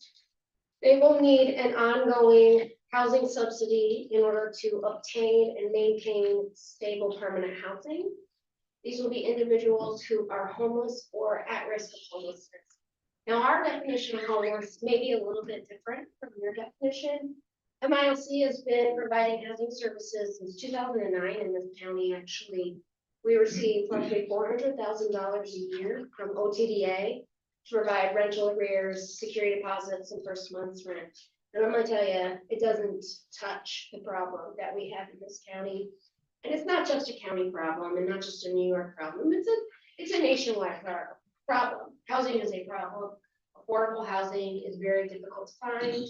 The housing prices have dramatically increased as a result of COVID. As some of you are aware, during COVID, landlords could not recoup a lot of their losses. There was a eviction moratorium. And once that moratorium ended, a lot of the prices just went up. It weeded out tenants, and it's made it very difficult for people to find housing that they could afford. The idea behind a short-term subsidy is individuals in treatment or receiving mental health services who are homeless or at risk will be provided that short-term subsidy to get on their feet, help. You know, when you don't have permanent housing, how are you getting a job? How do you do that? You have no address for a resume, you have no stable phone number, you have no location to make arrangements for transportation because you don't know where you're gonna be. So housing is almost your first step into permanency and getting into a greater way of life and more stability. Homelessness to us are people living in a place not meant for human habitation. So these are your people in tents under the bridges. We do have them in this county. Campers, we have a lot of camper people. A lot of tents during the summer. And then when it gets warmer, they come out of the campgrounds and we have people sleeping in their cars. Those are your homeless individuals, in addition to emergency placement by the county. We work a lot with the County Department of Social Services. Currently, when DSF has a homeless person, they're placed, we have very few options. We have hotels or motels for the SRO. When they're placed, they are told that they have to contact our agency within so many days to help get connected to our current housing program. But our current housing program does not have a capacity to pay an ongoing subsidy. We will never meet that need. That funding stream that we have serves St. Lawrence, Franklin, and Essex County. So between those three counties, we're serving close to 1,000 people a year with housing services. So we have always been limited in the amount and the length of time that we could serve somebody. With this program, we're looking to serve households for anywhere from 3 to 6 months. Now, in the proposal, you'll see a budget in the end as well. We're projecting, and that's a projection, of roughly 20 households a year. And I know that doesn't sound like a lot, but the cost of rent is high. The average cost is $700 plus a month. So if you have 20 households, $700 a month, plus they need assistance with a utility deposit, likely. These are people that are transient. They likely owe money. So we're gonna need a deposit to get them set up at St. Lawrence Gas, St. Electric, National Grid. Luckily, those deposits are relatively small. Usually you can do a payment plan if they owed any sort of arrears once they got that electricity on. And thank goodness for heat. Most of the people served by this program would be eligible. Then we also allocated a small little pocket of money for basic furnishings, a bed in a bag, so a kitchen in a box. They exist at Walmart, thank goodness. As all the kitchen essentials in one box for about $80.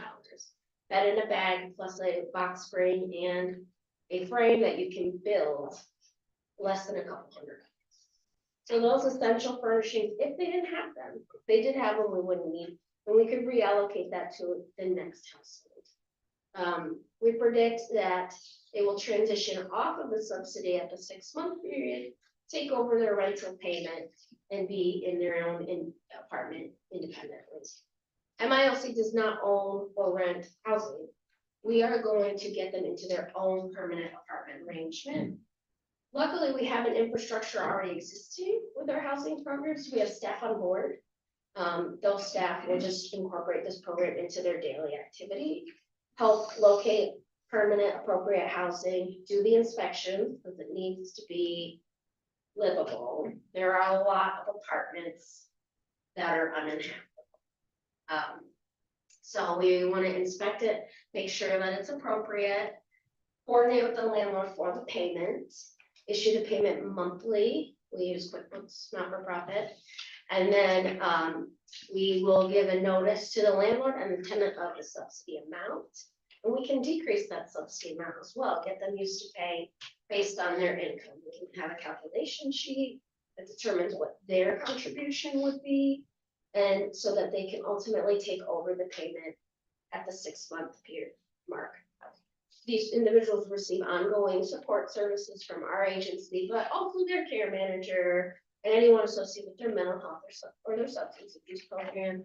We're gonna have releases so we can talk and make sure the person is doing what they need to do to remain on their stable path. We connect a lot with community-based support. So, you know, if once they're in permanent housing, if they're able to locate employment, it can use Larry's program to get to the job and maintain that employment and get more stable. And we did plan this program around also the reduction of funds, and that's why we're thinking 6 months, because if someone exits off the program and the CSB wants to reallocate the funds, or maybe next year there aren't as much as we thought there was, because when this was written, we thought 2024 would have less funding available. We can just not fill that spot, you know, so we could reallocate those funding to a different program. Maybe there's a different need in 2026 in the community. And that's why it's not a permanent supported housing program, but a short-term subsidy to help get someone on their feet. Courtney, thank you, Mr. Chair. This is a new plan for the 6-month period with these monies, or have you done the 6-month plan before? We have not started this program. We're not going to start anything until we are approved, but we have a current housing program under a different stream called Solutions to End Homelessness. So we have the staff, the infrastructure. We already issue landlords 1099s every year. We already have an auditor that works with our housing program. So the infrastructure is there. This would be an additional funding stream. We have a staff member already on board to work on it in addition to her workload. So it would be its own little entity, but we have not started. Okay, so when you start this and you plan this, you're going to be 20 individuals for 6 months funding. And then they're going to, what is your expectation? What is your success? How are you going to measure that? 50% successful to carry on? Yeah, the plan is for 6 months, into the next 10. 6 months, for a total of 20 for the year. Could be that they need less. Could be that maybe they're a person who receives SSI or SSDI, so they have a more stable income and they just needed that leverage to get to work and to get set up. So maybe they only needed 3 months. We'd be able to bring on someone else's program. Our idea of success would be that they take over their rental payment in full and remain housed. On our current program, what we do is we do a checkup. So post-discharge from our current housing program, we check in with them 6 months later to see where they're at. We could check in more frequently, being that this is a new program, we could cater it to the needs of the community. Even though we're not paying anymore, we could still continue to check up and make sure that they're stably housed. See if they need any further assistance.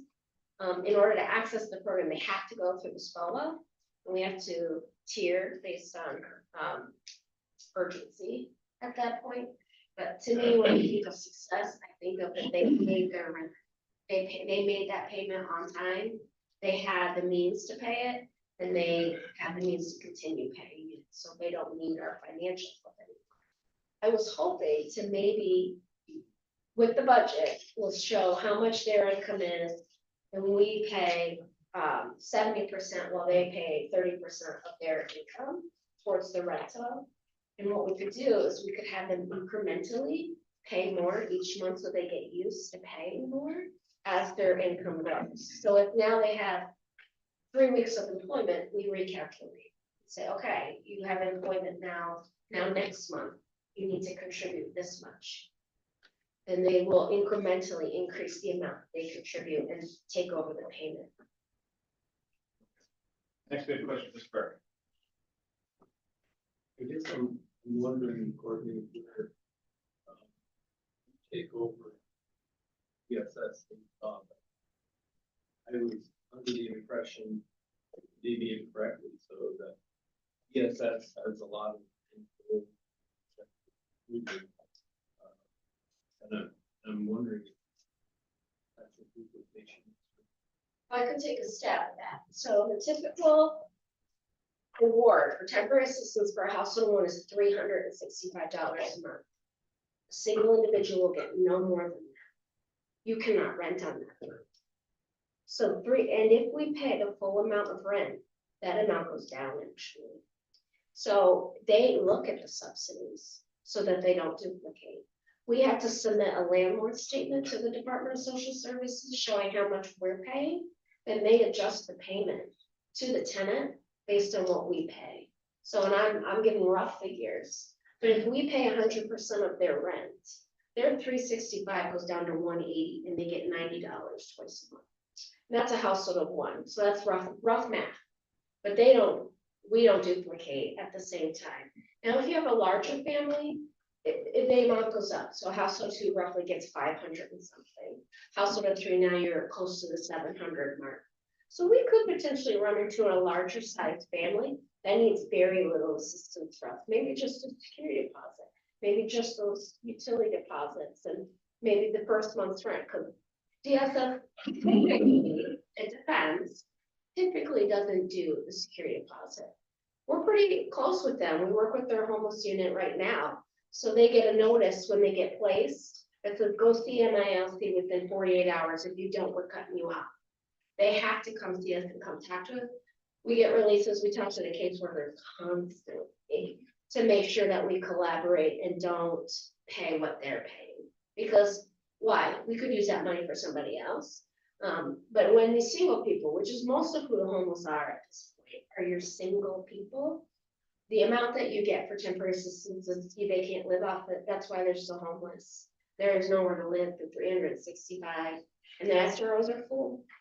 So, yeah, we are able to collaborate like that to make sure that we don't do that. Mr. Smithers. My question is regarding what assurances or protections are built into this program for the landlords. Landlords have had a pretty tough program lately where there's concern over evicting tenants that are late. Damage that's done to their building. In this program, you have written that the landlord can't charge more than 1 month's rent for a security deposit. It may not ask for last month's rent. Most the landlord can charge is for a late fee is $50 or 5% of the monthly rent. So what's there to protect the landlords and give them some kind of assurance that they're not going to be somehow damaged by this? Like, there's been a concern about this in the county with what the state's been doing, so. So what you just read is actually the law. A lot of landlords actually just don't know the law. So the law changed in July 2019, and I highly recommend landlords check up on that. So they cannot charge more than 1 month's rent for a security deposit, and they can't charge last month's rent. And the late fees were also New York State law that they changed in July 2019. But I understand, because we work doing housing programs since 2009. Oh yeah, there are a lot of landlords out there that have been burned, have had difficult times in the past, and will not want to participate with this program. But we've also worked with a lot of landlords that know what we do and take chances on people. And also money talks. If you are offering a landlord 6 months of guaranteed funding, a lot of them will be interested in that, especially if it gives a person a chance. But ultimately, yeah, it's gonna be on the landlord to decide whether they want to rent to that person. We highly advocate that landlords do applications for their tenants, enter into a lease. If the tenant's been living there less than a year, they have to give a 60-day notice. If they can also take the tenant to small claims court instead of going through eviction court. That will also be some leeway there. You know, it is a tenant-based program and not a landlord program. So the idea is to get them housed, recognizing that many of them will have barriers. These are people that are homeless for a reason. So working with the tenant and saying, you know, you have a care manager, you have our agency providing support services, you have mental health services in place. Let's hope that will encourage a landlord to want to rent to you.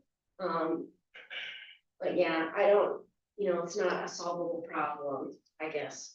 We can help encourage and explain the program, but there are going to be landlords that just don't want anything to do with it. There's landlords that don't want HUD, that's a guaranteed source of income. There's just landlords that aren't going to want to participate, and we understand that. Searching for and rent to that person. Right.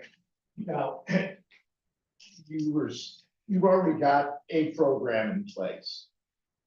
How successful is that? We actually at discharge, so because it's a short-term program, so we only help typically for security 1st month's rent. Then we check in with the person for about 3 months, providing case management, and then we discharge.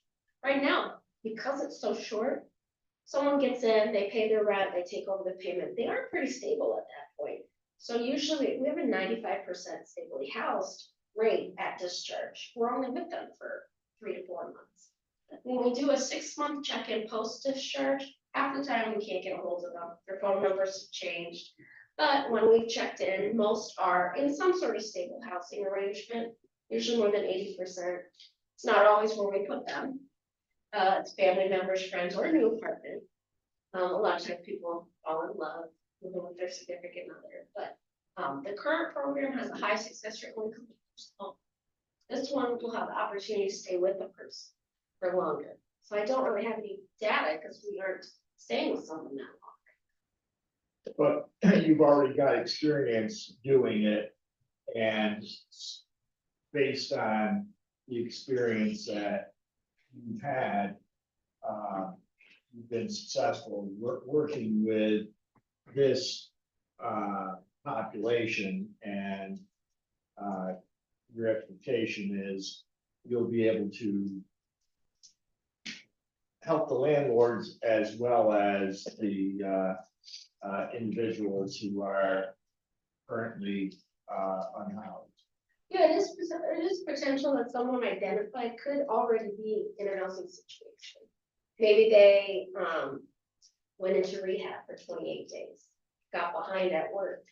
Now they owe money and they're gonna have a gap in payment on their next paycheck. So they're now 2 months behind because it took that long to start back up with direct deposit. Maybe that's a referral too. They're already in there. Now we can get them caught up, provide a subsidy until they're back to work and more stable, and discharge them from the program. So it really will depend on the type of referrals that come through. But yeah, we're pretty accustomed to the population. Like those are the people that are transient and homeless and usually have substance abuse. So we are used to working with those populations and the interesting and unique housing situations that they get into and the problems that they have interpersonally with their landlords. We've built some really good relationships with landlords around the county, that, you know, we'll call them, see if you have anything. I have someone, we can pay 6 months. Okay. They take a gamble on it because the apartment's vacant. Now they don't have to advertise it. They don't have to vet. They know they'll get 6 months of rent. Some are more willing than others. That's okay. We're used to it. Any other discussion or questions? Or do you think we look forward to hearing the report as you actually put this into action? Yeah. You wanted to wrap up? I just wanted to respond to Mr. Forsythe. I mean, I think, you know, the overarching success of the program is going to depend on the individuals and their commitment to staying in recovery. Okay, so that just concludes our discussion of this resolution. All in favor? Any opposed? Carried.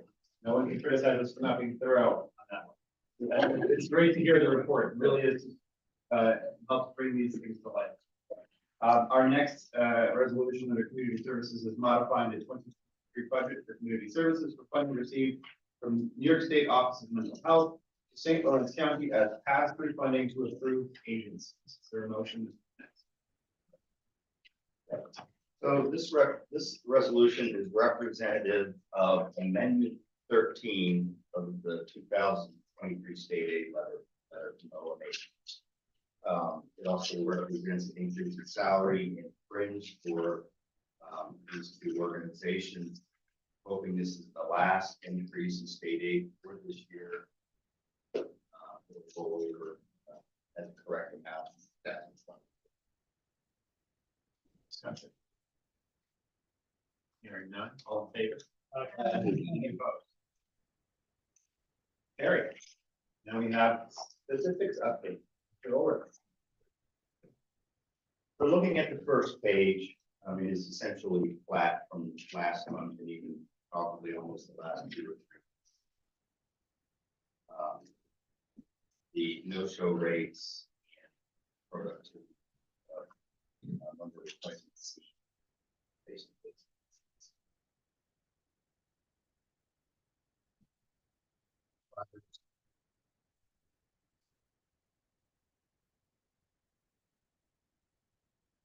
Waiting list 9, that's 6. And these are people in addiction services. Have been seen by counselors.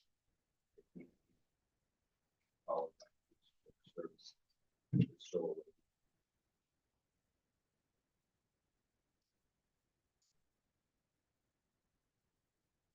while we're on page 2, at the bottom right, the gray column for August 2023, we have not received infinite cash revenue from that service.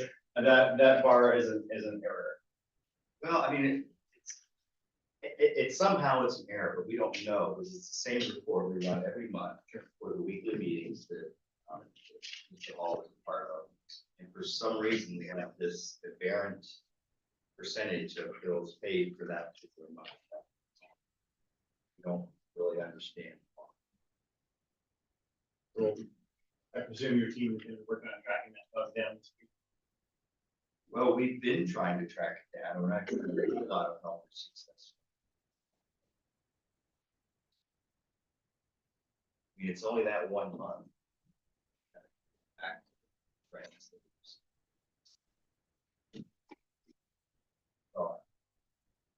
Mr. Burke and then Mr. On the mental health.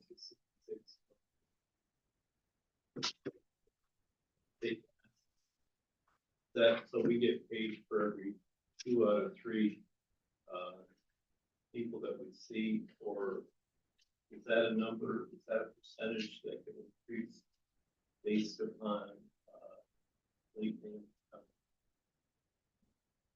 So, again, you know, if you remember a previous conversation. Denominator is related.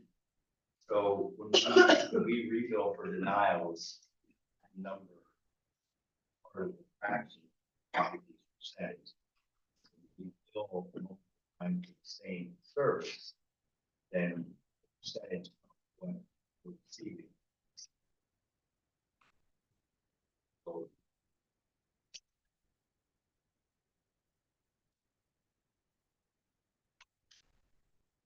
Remember, the services could be multiple for one individual.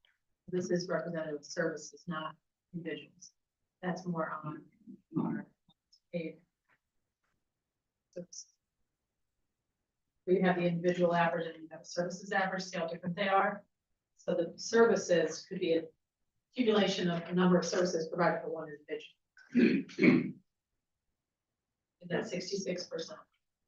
Based on what Jay said, that,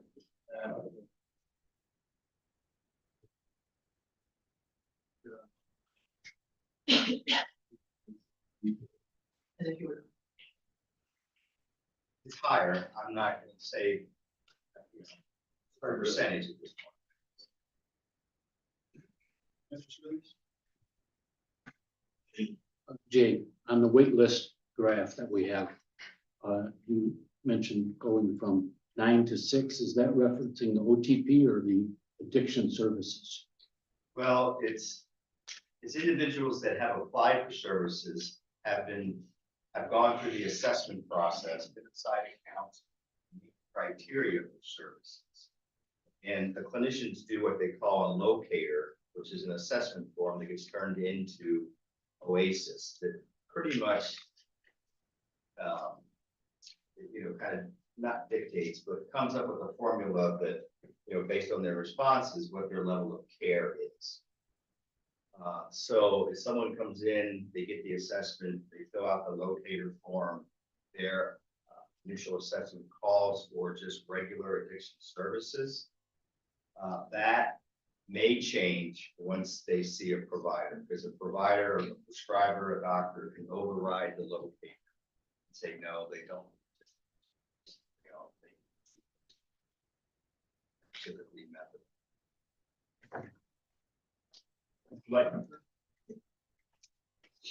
On page 2,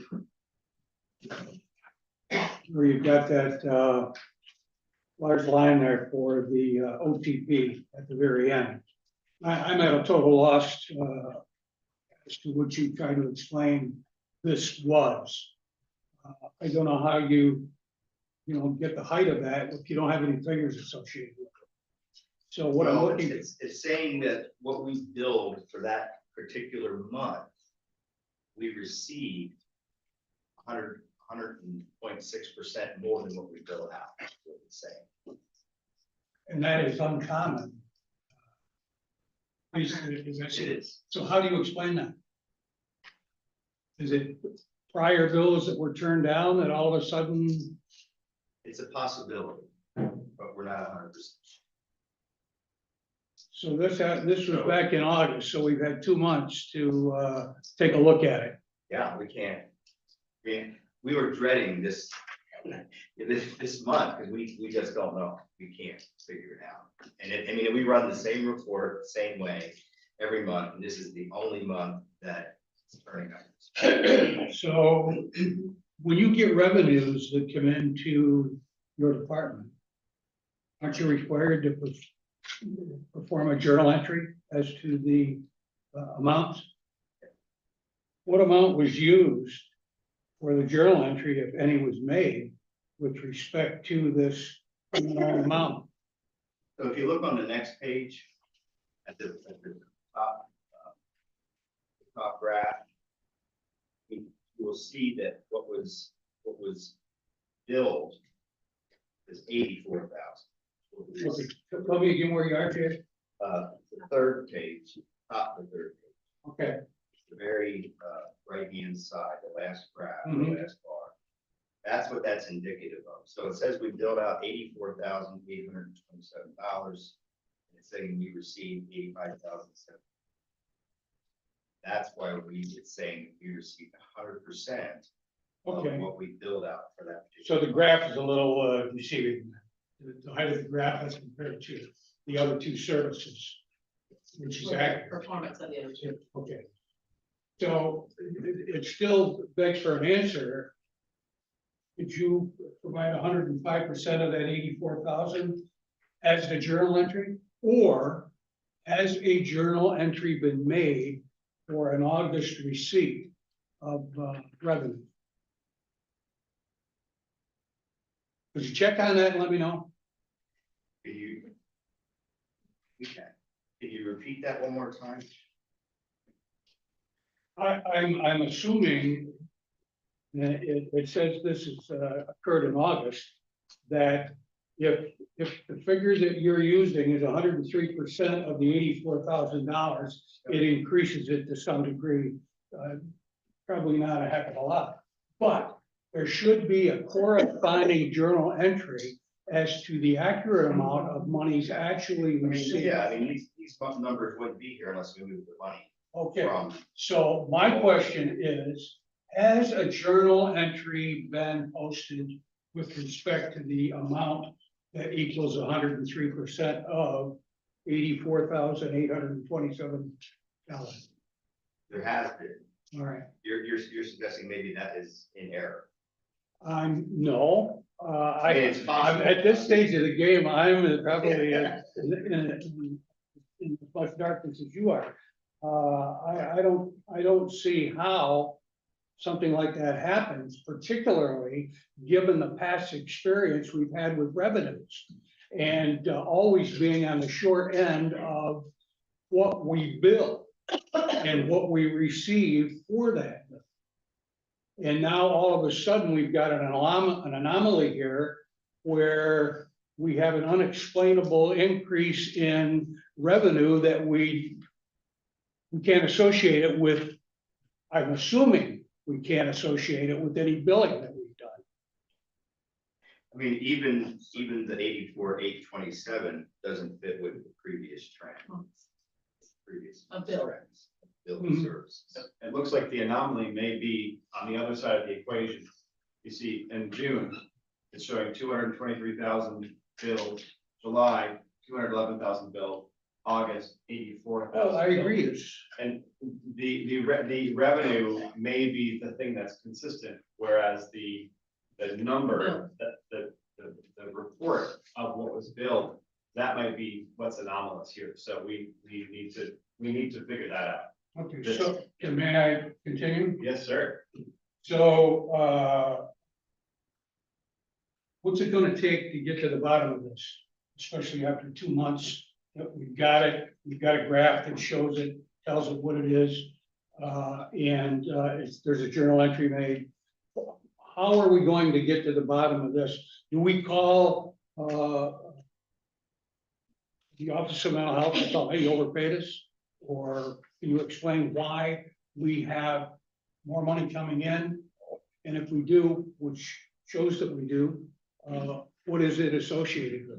Don't we have to associate monies received to a specific service provided? I mean, if we were like dead on the money with this and we actually billed out that amount, and we received that amount, and what we received was a little higher than what we billed out, that could be accounted for by commercial payers who sometimes pay more than Would that be the state. But, and I've spoken to our billers numerous times, and they feel that for the month of August, whatever services we provided through the OTP was in effect billed out correctly. Less certain denials if there's a wrong procedure code or something, but that all those services were billed out, like, we did not miss. Something fell through the cracks where it's considerably lower previous months in terms of. Well, could this be a situation where they paid a customary amount as opposed to a billed amount? Well, we looked at that in, I think, the customary amount, if we did it that way, based on this same report, it lowered the rate of reimbursement down to about 46%. So the likelihood that So that's, it was. that's a solution that is inaccurate. Okay. One direction, yeah. I think that, I know myself, and I don't want to speak for the whole board, but I'm sure that there's got to be considerable interest on what's going on, what happened, why don't we know? Why doesn't somebody tell us? Why doesn't the Office of Mental Health provide an answer or response if in fact they have been contacted regarding it? Next, we have Thank you, Ms. Curran and a few others in line. It would appear when one looks at that each month.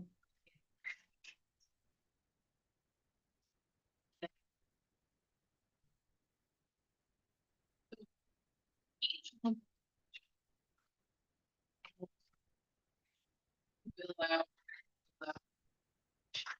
Then it probably doesn't. Sure, it's typically, everything goes correctly, it shouldn't take any longer. So when you get from March until the end of July, you're down about $600,000.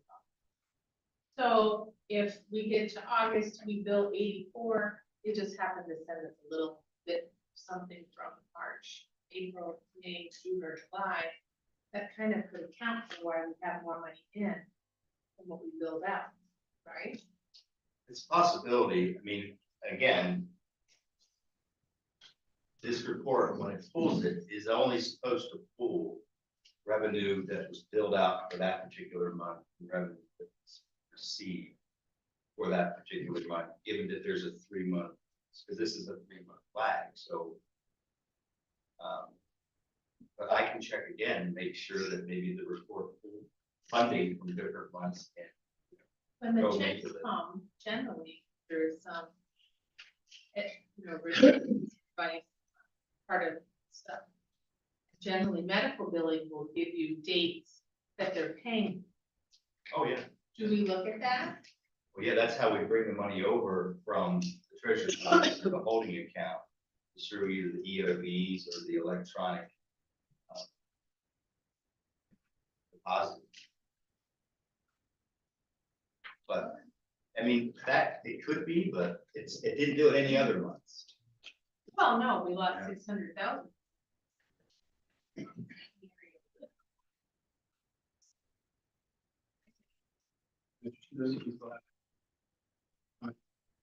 Jay, correct me if I'm wrong. I believe you've told us in the past that some of these dollars billed that you have listed in these 3 categories represent amounts that have been previously billed. Is that correct? Yes, I mean, some of Do you have any them idea billed. what percent of those dollars billed or what the amounts would be that have been previously billed so that we can get some kind of more accurate picture of what our losses actually would add up to? Well, we've thus far been having difficulty, sorting that out. In this, we have refilled twice, possibly 3 times with the same service. We've been told by the electronic health record, once the denial is corrected and we receive the claim, then that's when it will be removed from this running tally of the number of services billed. But for that.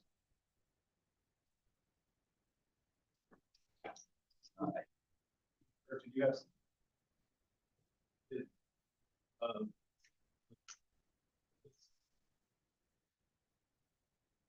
no show rate.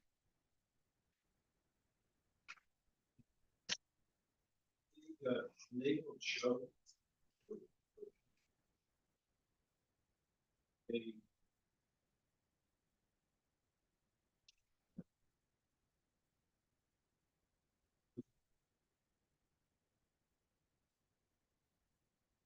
Yes, I mean, there's about 172 methadone patients, and there's about 128 regular MAT addiction service patients. So this number reflects for the opioid treatment program out of the 172, there was it 19% no show? Yes, but is that just, is that for the whole thing? That would be for both Suboxone and the methadone. So the OTP, I think I don't have the exact numbers, but there's still more Suboxone individuals receiving daily dosing or titrated dosing because of their inability to take home, say, a week script, 2-week script, 3-week script. So we are still daily dosing people with Suboxone in addition to methadone, because the prescribers don't feel that they've reached the threshold of needing methadone based on their history and presentation. But at the same time, either they convert the Suboxone and they come back and say, I'm out. To, of course, that's something people should be doing.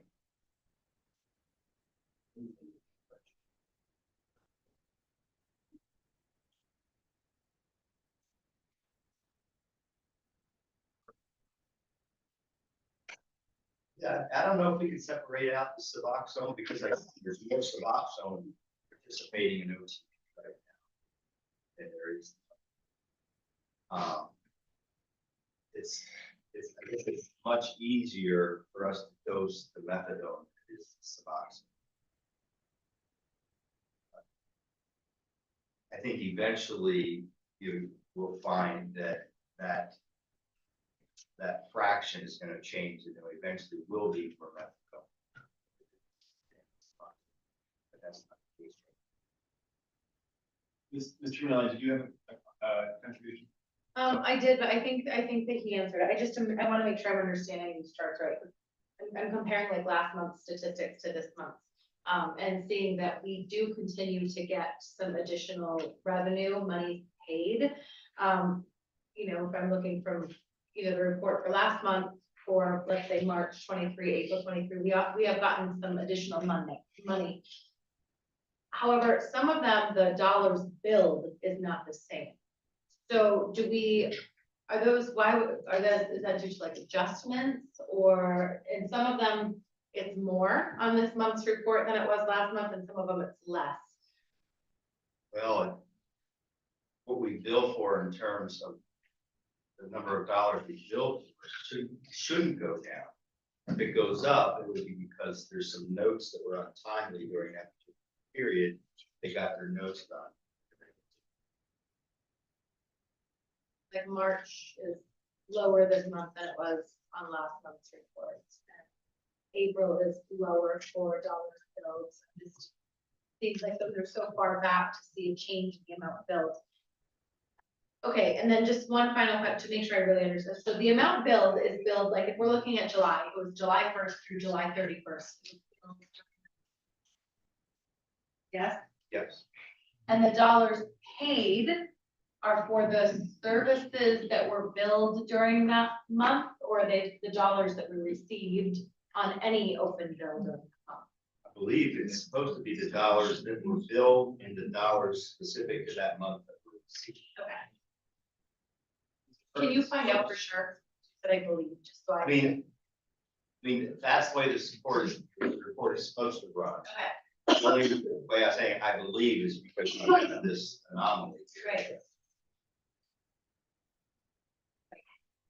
That kind of goes back to Mr. Lightfoot's ledger idea, right? Making sure each thing that's billed in a month.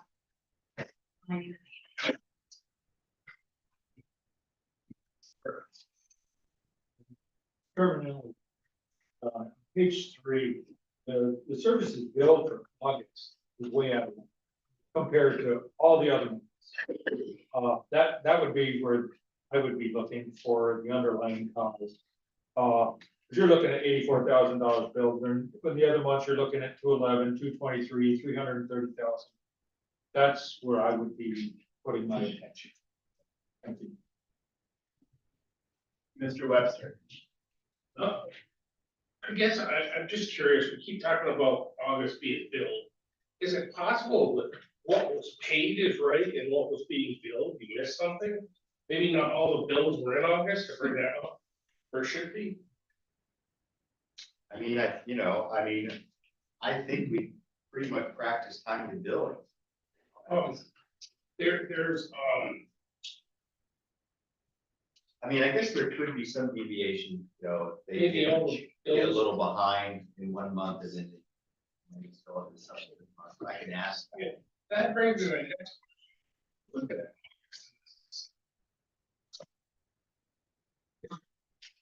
If you take Well, it's just around insurance. We bill and it gets rejected or denied, and time to work it.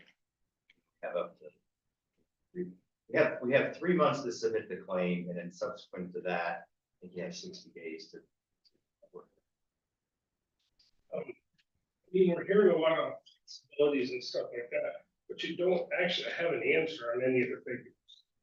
Is there anything that you could do that would help to either figure it out or help with the billing or help, something, someone that could come in or anything that you could do that would help you figure this out so that we can get where we need to be? Well, we're working on working with some consultants, much like Epic that we had there for a while, Russell, to kind of come in and lend some support. We're not seemingly able to really get that from our electronic health. But I guess what would be important, I'd say important, I guess in terms of watching would be the trend of the revenue received. And not focusing as much on what was billed out in terms of what is the percentage. But it's really how are we trending in terms of I'm just thinking, we didn't get billed out for. it would. If the billing is.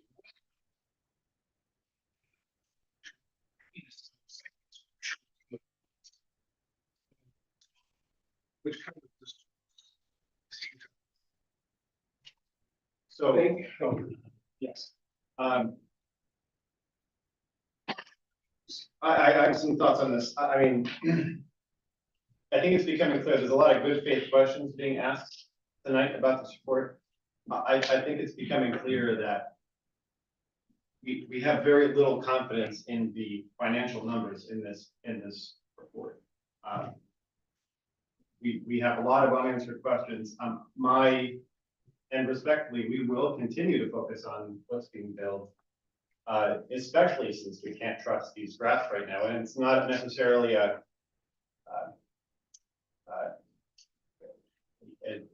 lack of desire from the staff. I think the team there is working incredibly hard on this, but there are some things we need to figure out with a sense of urgency. So I'm going to prescribe that we bring this report that we're looking at back on a weekly basis as we use the board until we have more confidence in the numbers to figure out what's up with that August. The August numbers we don't understand. What is the percentage of, and even if it's a question of allocation of resources, we can address that. But I don't think it's appropriate for us to continue sort of going around and around the same questions without clear answers. Is there any other discussion on bringing this back up on a weekly basis until these questions are answered? Mr. Forsyth. Thank you, Mr. Chair. Okay, how long does it take to prepare this? Someone's gotta do this, prepare this. Yeah. Well, there was two people involved, now there was two or three involved, now we're down to two. You know, it takes an afternoon. So we're talking about 10% of the work week just to keep us happy on a weekly basis. Which they could be doing, trying to figure this. Yeah, it doesn't mean the whole. I think even maybe just page 3. Yeah. Just the number that I'd rather have them focus on it. Instead of teasing us. That's right.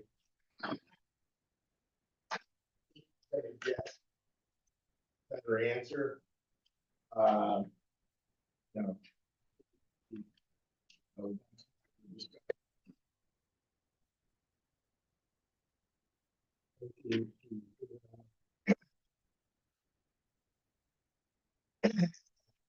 Time.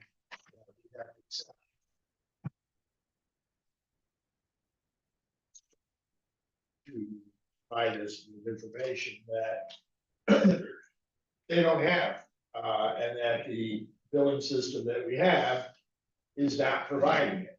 So, I mean, if Jay had the answer, he would give it to us. And if, you know, if he thought he could give it to us next week, he would tell us that. Just berating him for bringing this up every week, I don't think is going to make anything better other than to, you know, make this a constant source of frustration for everyone. You know, that's just my own opinion. Second. Thank you, Mr. Chair. I took the late.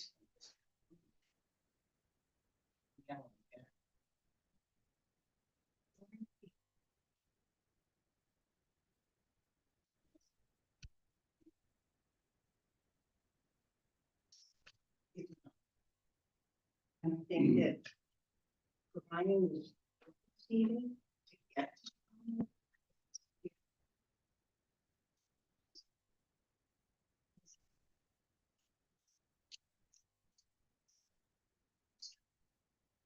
That is. I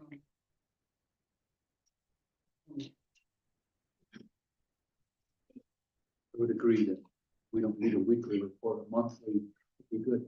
However, I would raise the question of if we could get some kind of report or explanation on excessive denials or the amount of denials. You mentioned that denials are a problem, and that's resulting in the lower level of payment than we would like to see. But if there's some kind of explanation you could give us on the excessive denials, if they are indeed excessive, which you said they're denials, but you haven't really explained why they're being denied. Well, I'm not a biller, so it's pretty technical, but it could be the wrong insurance was entered. We had an outdated insurance. It could be that wasn't the proper procedure code. There's different NCD numbers, or there's an acronym that explains. So it's not just one thing that people do all the time. Thing. But we are looking for trends in our denials to see if there's things, you know, either in the setup or the way our staff are billing, not only coding and billing. Yes, my question would be if it's a correctable issue or issues, if it's complicated. I mean, there's got to be some correctableness to this.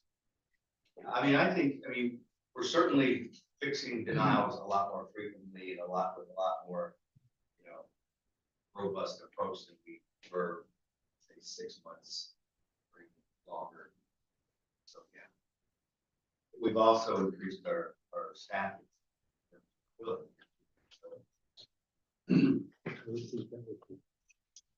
Mr. Light. Yeah, I would agree that you're not a biller and you shouldn't be a biller. You're a department head. You've got a lot more responsibilities than perhaps all of us think of and know, and that you have an obligation to be running the county community services, not just the opioid treatment and billing and everything else. You've got enough to do. You've got to have the staff to do it. I would disagree with Mr. Reagan that, you know, we can go all day and we're not going to find out anything. Yes, we're not.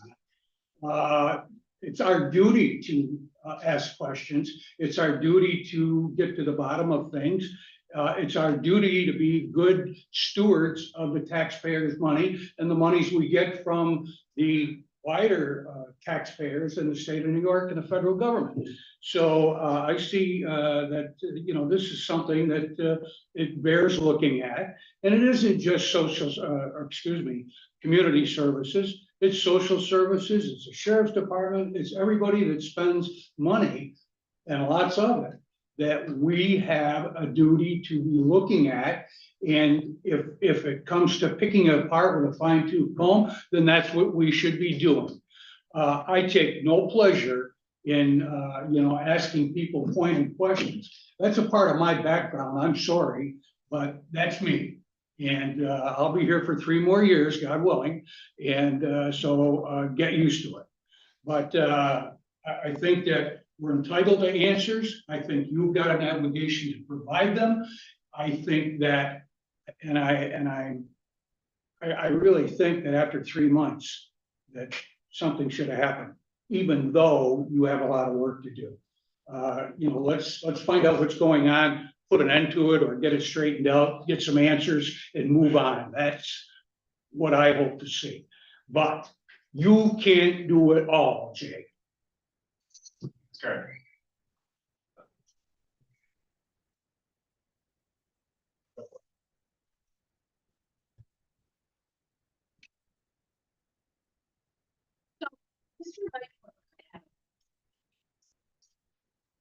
One of the things they mentioned to us that this was eventually had to be overcome.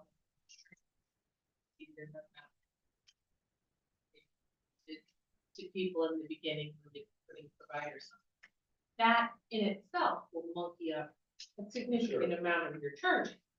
So I think that the best approach need be fixed credentialing, fixed billing going forward. I'm not sure, because I certainly not exactly how to tell how much money is actually involved here. We'll have to leave that to some other folks. But I would say that I agree with Mr. Reagan, foresight, as they say that, you know, beating the horse weekly is really not good. I think that this is a longer term figure out that Ruth will provide us updates probably. I think that would be the best way, as she's got significant information.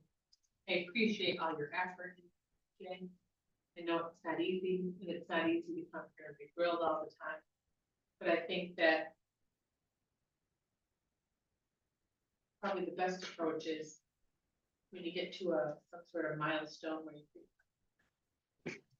take care.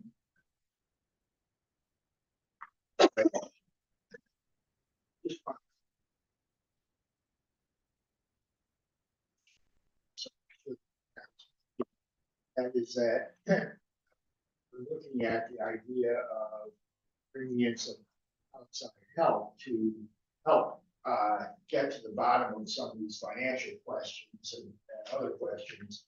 And you know, I think that more than anything is going to help us get to the bottom of these things, because I don't think that we've got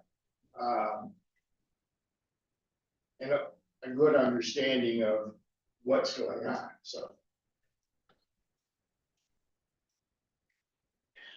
I think just to request, Jay, just to focus in and find a balance on workload and data requests, but to figure out the August 23 build dollars, what's going on there as far as that significant average that would be making a balance. Any other discussion or comments on community services stats? No, Mr. Lightfoot? No. 3 more years. Thank you so much, Ben. Next, we have Commissioner Siebert. You're ready, sir, for social services statistics.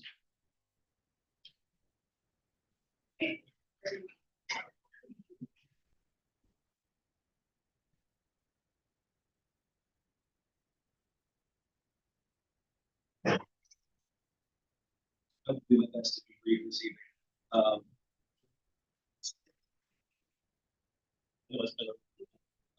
Last month, we discussed our services statistics. Tonight, I plan on going over our eligibility statistics. However, before I do, I'd like to share just a couple anecdotal things. Since we had a wonderful presentation from Milk today, I had some visiting time with my homeless unit today. And I asked them to just give me some things that they did in the last week. Just last week, they found a family of 7 permanent residents. They found another individual who had been in and out of hotels, in and out of different types of housing. We were able to secure him a place in inpatient rehabilitation to get some of his issues taken care of, with the goal of getting him permanent housing after. They found, I think it was 6 families just last week, permanent housing. And I'm just super proud of them, so I wanted to share that with y'all. So getting back to eligibility, we start on page 7 of our statistics. And I'm gonna preface this by saying, month to month, not much changes with our eligibility statistics. If you take a look, November 23rd, November 23, I should say, our heat cases are within 30 of what we had last year. Medical assistance cases, slightly down, but nothing glaring there. Our SNAP cases are up just a bit over the previous year, our total number of cases. On the next page, page 8, looking at our total individuals, we have 7,454 different individuals receiving receiving services with heat, and our SNAP is up to 13,188. So we have seen an increase in our SNAP over the last couple of years. I know that some of the benefits were cut, the COVID, extra COVID benefits earlier on, and that some families have felt the pinch from that. But we are seeing an increase in the number of total individuals that we're serving under SNAP. Excuse me, I'm recovering from a little respiratory stuff, so I apologize. If you look down at the bottom of the page, our SNAP program applications are actually down this month from last month, and our temporary assistance cases are way up. I can't explain that right now. It's one of those month-to-month anomalies that we have. I think part of the TA going up has to do with the colder weather. People are needing to get some new things, trying to get through the weather that we have up here. It's not always the greatest. The next page, on page 9, I would like to take a look at the child care assistance payments. We're now up to 72 providers. We were in the 60s a couple months ago. That's a good thing. Our total payments for November, we're up to $147,076. So we're continuing on with that. We did have a quick mini audit with the state in terms of they're checking with every county to make sure that our allocations are going to be sufficient, because as you're aware, all of the eligibility standards were increased so much. Between my deputy commissioner and my new director of finance, they took a look at it, and our projections were pretty much dead on. We should be good for the year and not have to request additional allocations from the state. Our ERAP program at the bottom, as you can take a look at, that program closed a few months ago, so they're just paying out, the remaining applications that we had there. Total was about $2.8 million from June until end of November. On the next page, page 10, again, the number of community Medicaid applications was down. The chronic care applications stayed pretty flat. That's not indicative of the amount of work that we're doing right now, because we're doing so many recertifications with the increased eligibility. The people in Medicaid are actually flat out right now. They're working a lot, trying to keep up. It's been a difficult situation, because it seems like every 6 months or so, they change the eligibility again, and we have to go and research people all over again. So it's a cycle that they're rolling through. And I'm very proud of the work that they're doing there. They're staying on top of it. They're not complaining much. So we're actually doing pretty well there.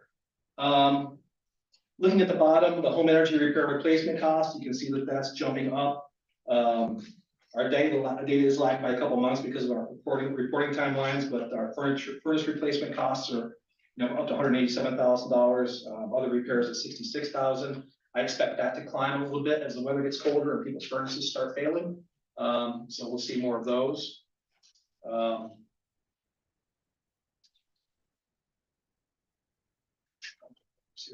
And I think that's pretty much it. There wasn't really a lot of change this month from last month in our eligibility, so there's my brevity for a change. I'm just on our way. So is there any easy explanation as to why in October, and we talked about this last month, that we had a significant increase in the number of children in care? You're looking at the. I'm looking at the very first graph, page 1. Okay. The explosion, if you will, in October.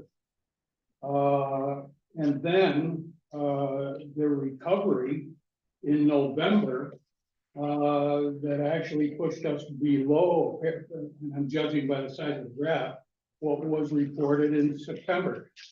Any idea why we've seen such a uptick in a short period of time that I can't explain that.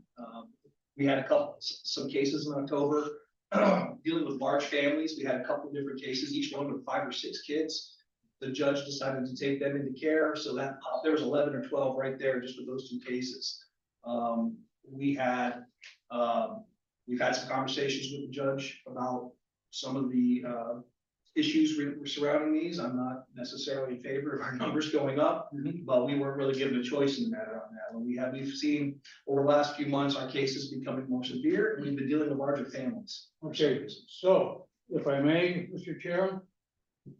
Yes, sir. Can you explain to me how it was that you, in that 1 month period, were able to literally eliminate a goodly number of children, even below what they were in September? We've had a number of, a number of adoptions, a number of kids going to family members that we're able to find placements for, and that we didn't have to have in care. So it was just a matter of just a numbers game. Every month is a little bit different. Every time we have a couple different judges now working with us, since Judge Moses is out indefinitely. So we have a couple different courts that we're working with. It's just one of those months. I can't really give you exact numbers on it. Okay, well, if you can't, you can't. I was looking for an answer. Sir. Thank you. Yes, sir. Just thank you, Mr. Chair. Just to answer Mr. Lightfoot, I got thinking about that on the ride home that night. That was 1 month after school started. A lot of these referrals probably come from schools, don't they? Right? That could be part of it. So, and when you see the December statistics, it's going to be probably higher. We've got a large number of referrals come in just in the first 2 weeks of the month. So I can't speak to what the trend will be the rest of the month, but as Jay had alluded to earlier, and we've talked about in previous, we're seeing more severe cases. We're seeing more cases involving serious substance abuse, and I don't see the trend reversing itself anytime soon. Sir. Any other discussion for Commissioner? Okay, thank you very much, sir. You can stay there. Oh, okay. Stay your staff. We'll move on to Well, vacancy review committee. Yeah, and not to spoil what department's first tonight, but just to give you the update on statistics from our vacancy review this month. We had 5 departments. You didn't see any vacancies at operations tonight, but we do have departments, both social services and public health, to bring to you at this meeting. We are currently, 4 months in. I gave you my presentation in August, the annual summary. Since that time, we're at about a 95, 96% immediate fill rate. Our 30-day rate jumped just a bit at 2%, and our 2% for either held or withdrawn. Our average, as we start to look each month at the vacancies, and then we trend that out for the year. Right now, we're trending about 15 positions lower. That could change in 1 month, where you see double what's before you tonight and next week. But just, we like to monitor that to see where things are heading, so that we can talk to you and keep you informed. The board has been, and I keep you informed, very generous in allowing us some flexibility related to temporary probationary fills, provisional replacements. And on the year so far, we track that on a calendar year, we have 64 of those. So those are folks who weren't successful or departed before they finished the probationary period, and you've given me permission to let those go right back through. So it might have been a month ago, it might have been 11 months ago, or the last permission you provided was if there's been no exam. For some years, for some positions, we will have years where there's no test. And if those positions are still in that type of flux and there's nobody permanently appointed, you've allowed me to let the department go ahead and refill that position. So that's been tremendously helpful in 64 situations. So that accelerates getting people into positions. Also, in that both that overlap or short-term excess workload, there's been 29 temporary positions and 13 part-time. So all of those help the work get done, help services get delivered in a shorter period than waiting our traditional process. So departments are very grateful for that option. That being said, are there any questions before we move on to social services? Okay. Department has 2 positions, the first is the clerk. Thank you, ma'am. Our first clerk position is a clerk in reception. In addition to the regular reception, well, before I get started on that, this individual stayed with the department, was promoted to a senior clerk position elsewhere. So we were able to retain this individual with the department, which is always good. I hate to see people leave. This position is working our reception area. In addition to just doing the reception that you see, coming in, they assign benefit cards, they assign PIN numbers to benefit cards, and prepare our mailings. They do a whole lot of paperwork in terms of getting things done and making sure the workflow goes with the people who are coming here are actually getting the services that they need. With this position vacant, it puts a lot on our other clerks. So I would ask your permission to move forward with this position. Second. Thank you, Mr. Chair. Good question. Are these the people that are right at the beginning? You're very kind. Yes, ma'am. Yes, thank you. I could on this position just offer one change that we didn't spend a lot of time on budget. I just wanted to point out to you that for 2024, we did share a position between our mailroom and the reception at social services. Being that we either have a short staff with 4 downstairs in the print shop and mailroom, or often reception has vacancies or are short staffed for a number of reasons, we've determined in 2024 to add 1 position, therefore making each position whole. So social services will have a full clerk, and the mailroom is working toward filling the position that will be full. And that may allow us something we'll talk to you about next week related to additional services at our satellite locations. So I just want to mention that's one change that will help reception at social services as well. Thank you. And the second position is a senior caseworker in, I believe, community Medicaid. Yes. So I'm pleased that the individual, there's a reason we need to fill this position. Position, the person that was in this position was promoted to the supervisor position in adult protective services, and that position was vacant because that individual decided to stay with us and transfer to a vacant supervisor position in children's services. So we did a little reshuffling, kind of restacking the deck there. But this position supervises my community Medicaid programs and our community personal care unit. They're the ones getting out into the community and helping people fill out their Medicaid applications, making sure that people get the services that they need, who are out there. A lot of these people are bed bound, they can go to private nursing. We help out with all of those types of things to get it arranged in terms of the payments through Medicaid. Right now with this position vacant, we never had a grade B supervisor, then we had a senior supervising it. So that leaves me with a couple other people, and one of those positions is also vacant. So I've got right now about 2 people doing the job it was 4. So with that in mind, I would ask for a position to fill this so we can provide some guidance to that unit and continue to train the people that we're putting in when we fill the other positions. Questions? Okay, thank you, Commissioner. Thank you all, I appreciate it. Now you're free to go. Thank you, sir. Thank you.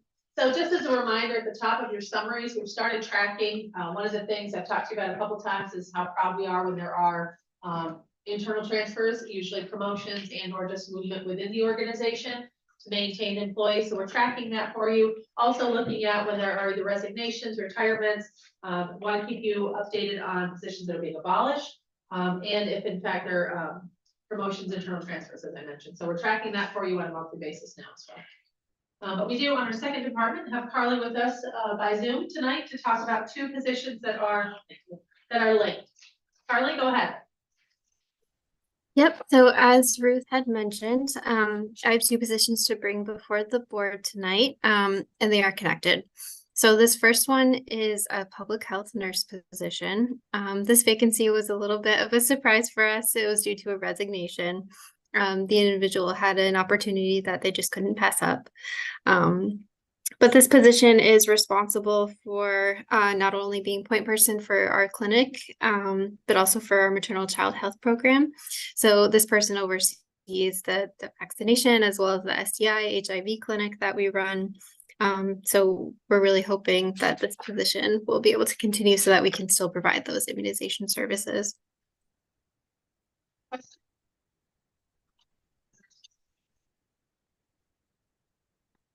Now, go ahead, Carly, the part-time.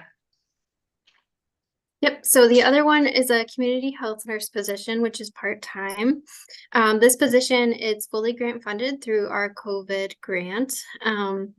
And this one, we're only looking to have it go for those additional 6 months, hopefully to give us some time to hire a new public health nurse, give them time to train, while still being able to give those vaccines that we can in the clinic.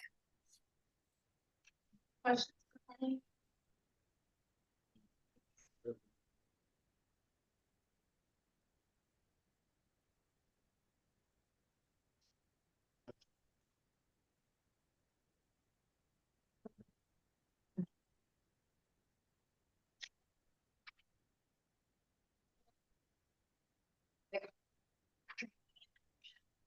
Yes.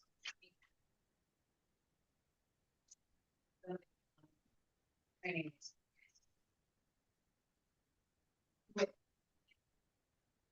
Not like usually what years ago. Everybody can set. Because they pass.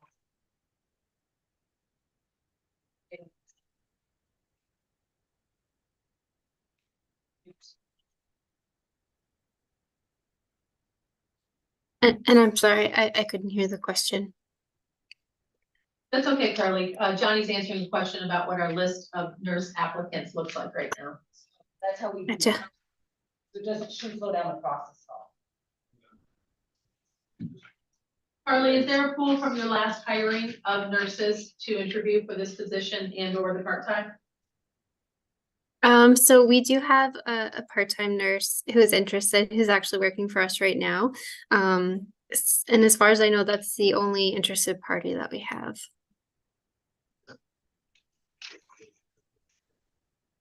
So the part-time position was actually, I can expand on that just a bit, was eliminated in the budget.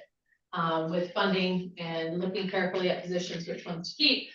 Having this resignation, Carly made the wise request to keep that part-time, who's someone that we can continue having work. We just need to recreate that position because we were gonna have them finish working at the end of the year. But they're willing to stay on with us until we can get someone in the position. Any other questions? Thank you, Carly. Sure. Next, we have county administrator. Just a couple of items to share with you this evening. So for next week, as requested last week, we'll hold a special board meeting to consider the public safety complex bid awards and contracts. We will be looking and recommending the full spend with consideration given to the changes in the ARPA funding and the ambiguities that continue to exist with the committed and spent The recommendation will be to utilize the full 5 million on this project, so that will be spent for sure in 2024 associated with this project. And the balance of that total for the bids and the 3 contracts, I'll remind you that we maintained outside of the bids, to utilize the funds from fund balance. So there'll be no financing associated with this project when it comes for approval. Awards will be for the general contractor, mechanical, electrical, and plumbing contractors. And I'm happy to report that they are all from St. Lawrence County. We overall estimate that this project, we'd like to recommend 7.5. Our expectation is that we will come in under that, but we love to come in on time and under budget. And so doing this, we are sure we'll be at around the 6.3 mark with our contractors. We have the furnishings, we have security and access, and we have the hazardous material removal yet to bid out because we'll maintain those ourselves. So estimating about 1.2 on those, along with other project costs, is what we'll be bringing for consideration. I attended as was mentioned at operations, the open house for the paramedic program, and certainly the momentum around increasing access to both programs and positions that are critically needed in St. Lawrence County breed conversations about where the county is and how we can help. Certainly the board has now appointed a committee to take up the issue. There's been many conversations surrounding this issue, ideas and plans put together that all will be pulled together to have some action taken and recommendations come forward in 2024. Next week at Finance, as I mentioned, we'll start the meeting or start the day with a special board meeting, but those will be the last official meetings of 2023. You'll also be seeing at Finance the annual resolutions from board office, from the treasurer's office, real property, and highway. All of those will be coming forward. On all of your desks tonight is Schedule A of our rules of procedure. I would request that you take a look at the draft schedule. We maintained the guidance we received in this year's schedule, which is to separate as many meetings as possible. As you know, we have, I believe, 5 or 6 months where we have a holiday that falls on a Monday. And so in that regard, those are combined meetings. We continue unless otherwise guided, to have operations and services switch order as to not have the departments unnecessarily wait each month that happen to be on services. So we've continued that same planning process, certainly open to suggestions and any changes. You can make those as amendments at Finance unless you want to contact us ahead. We'll be preparing that schedule and finalizing rules of procedure for pre-committee on Wednesday. And then lastly, speaking of holidays, just to keep in mind that beyond our 24/7, 365 operations, that on Monday, December 25th, the offices will be closed. On Tuesday, December 26th, in recognition of a negotiated holiday for Christmas Eve, we will also have the offices closed. And on Monday, January 1st, we will be closed in recognition of New Year's Day. That will begin our work on January 2nd, which if adopted, we'll have, or we have actually set the organizational meeting for that evening at 6 o'clock. Questions? And I believe everyone has either been informed by social media or their own phones that there was an earthquake tonight, a 2.8 on the Richter scale. The emergency services director reports to me that he has spoken with folks at NYPA, and their indication is it does not meet the threshold for requiring inspection. What time did that take? Between 5 and 5:15. Mr. Reagan. You're the director of the gate resident.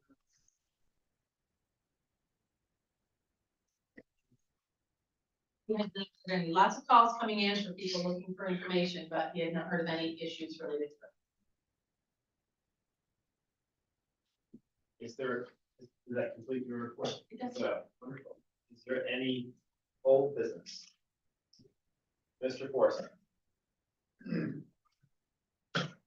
Speaking of the power bill and this quick, I have to admit, I found it very concerning last week on the news when I heard that an alien had crossed the Robert Moses Dam. I believe they set up the no-fly zone after 9/11. Weren't supposed to fly within a certain distance. We have border patrol up and down the St. Lawrence River, everywhere, every park in there. And someone was able to walk across the Robert Moses power dam. It provides power. Just boggles my mind of that security breach. There should be an explanation. There should be an investigation. I think the Congresswoman's reached out for an investigation, but to me, that's just mind-boggling. Mind-boggling. I don't know if anyone else followed that, but when I heard that, I disconnected. Someone's got to do something about that. That's just Any additional old business while we're on? I neglected to cover community reports. Sorry, committee reports. And we'll go back one step and cover committee reports. Board of Health is current. We did not meet in November. Our next meeting is next Tuesday. Which will come back in. Mr. Burke, CDP Board of Directors. Nothing new. Neither. Letter Hackett, Community Services Board. Thank you, Mr. Chair. Just quickly, we met on December 5th.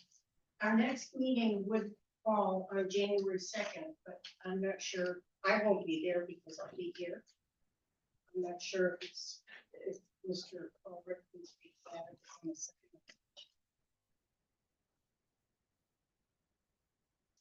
Four.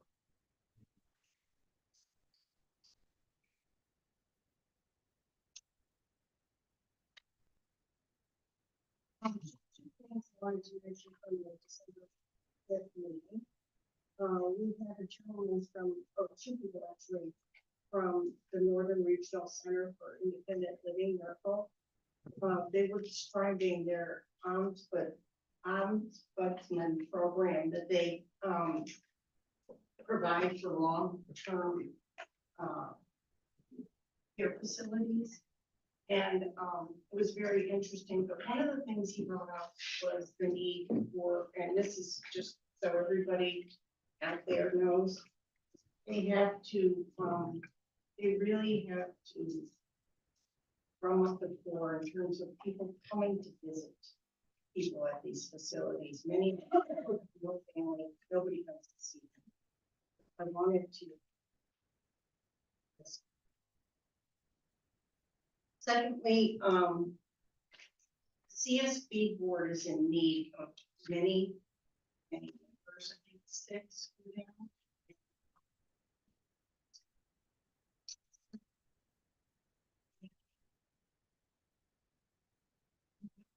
Just wondering about, as you're describing that, if you can tell us what kind of qualifications, backgrounds that you're looking for. And I actually got that one of the qualifications would be Peter. Who have experience with issues, that kind of thing. And he could probably elaborate more because there are specific things that are needed, but that in particular is something, you know, anyone who would qualify.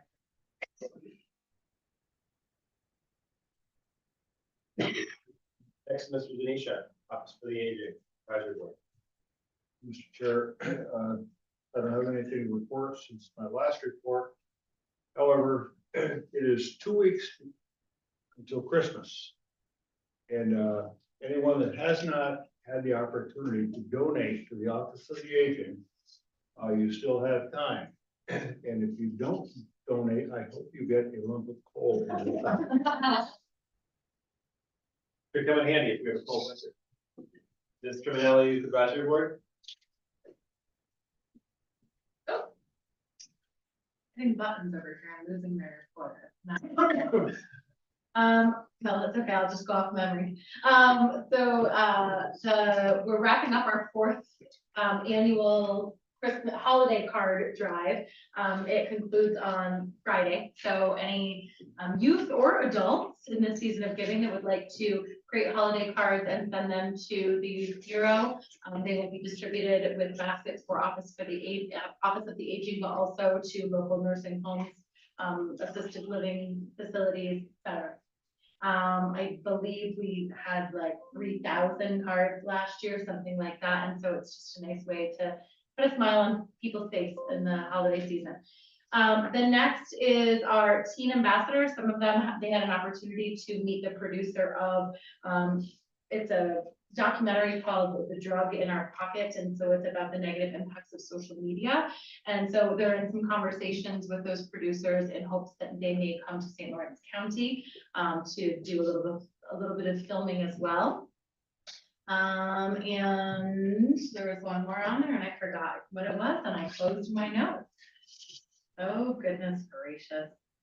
Alexa will be giving me the evil eye over there. Youth committee meets on Sunday. Oh, yes. Youth committee meets on Sunday. They are going to be, to work on youth solutions that you heard about tonight, through Zoe, working on their, survey for March. And then the only other thing is the Hewlton Girl Scout troop. Some of the teen ambassadors met with them on Thursday to drop off duffel bags that were purchased through Youth Bureau advocacy funds. And they were stuffed with hygiene products and necessities for youth and foster care. There were 35 duffel bags that were distributed. And, yeah, that's right. Thank you. No, Ms. Haggard. If I could just make a comment, I wanted to compliment the young woman who gave a presentation tonight. She's a teen ambassador, right? She did a lot of. One of our newer teen ambassadors. Very nice, thank you. So jumping back ahead on the agenda, is there any new business for you? Mr. Reagan?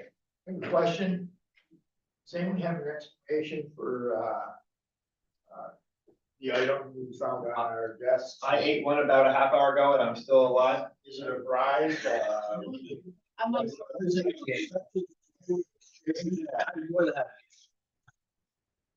Love Maria Lena's Bakery in Brainerd Falls, and I thought since no one else wants to drive an hour to come see us up there, I will bring them to you. And there are some Buckeyes for you from Brainerd Falls. There you go. Thank you.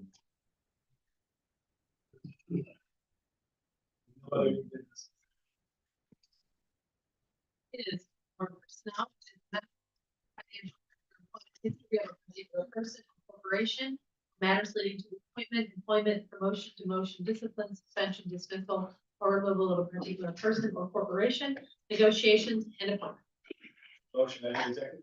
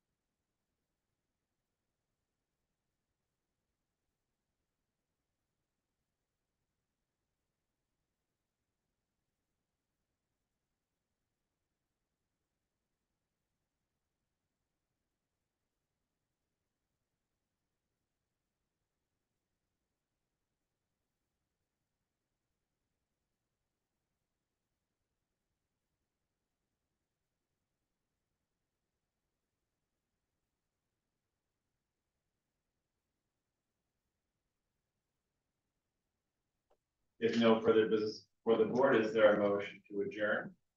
Ms. Curran, seconded by Mr. Smith and Mr. Perkins. All in favor? You're adjourned.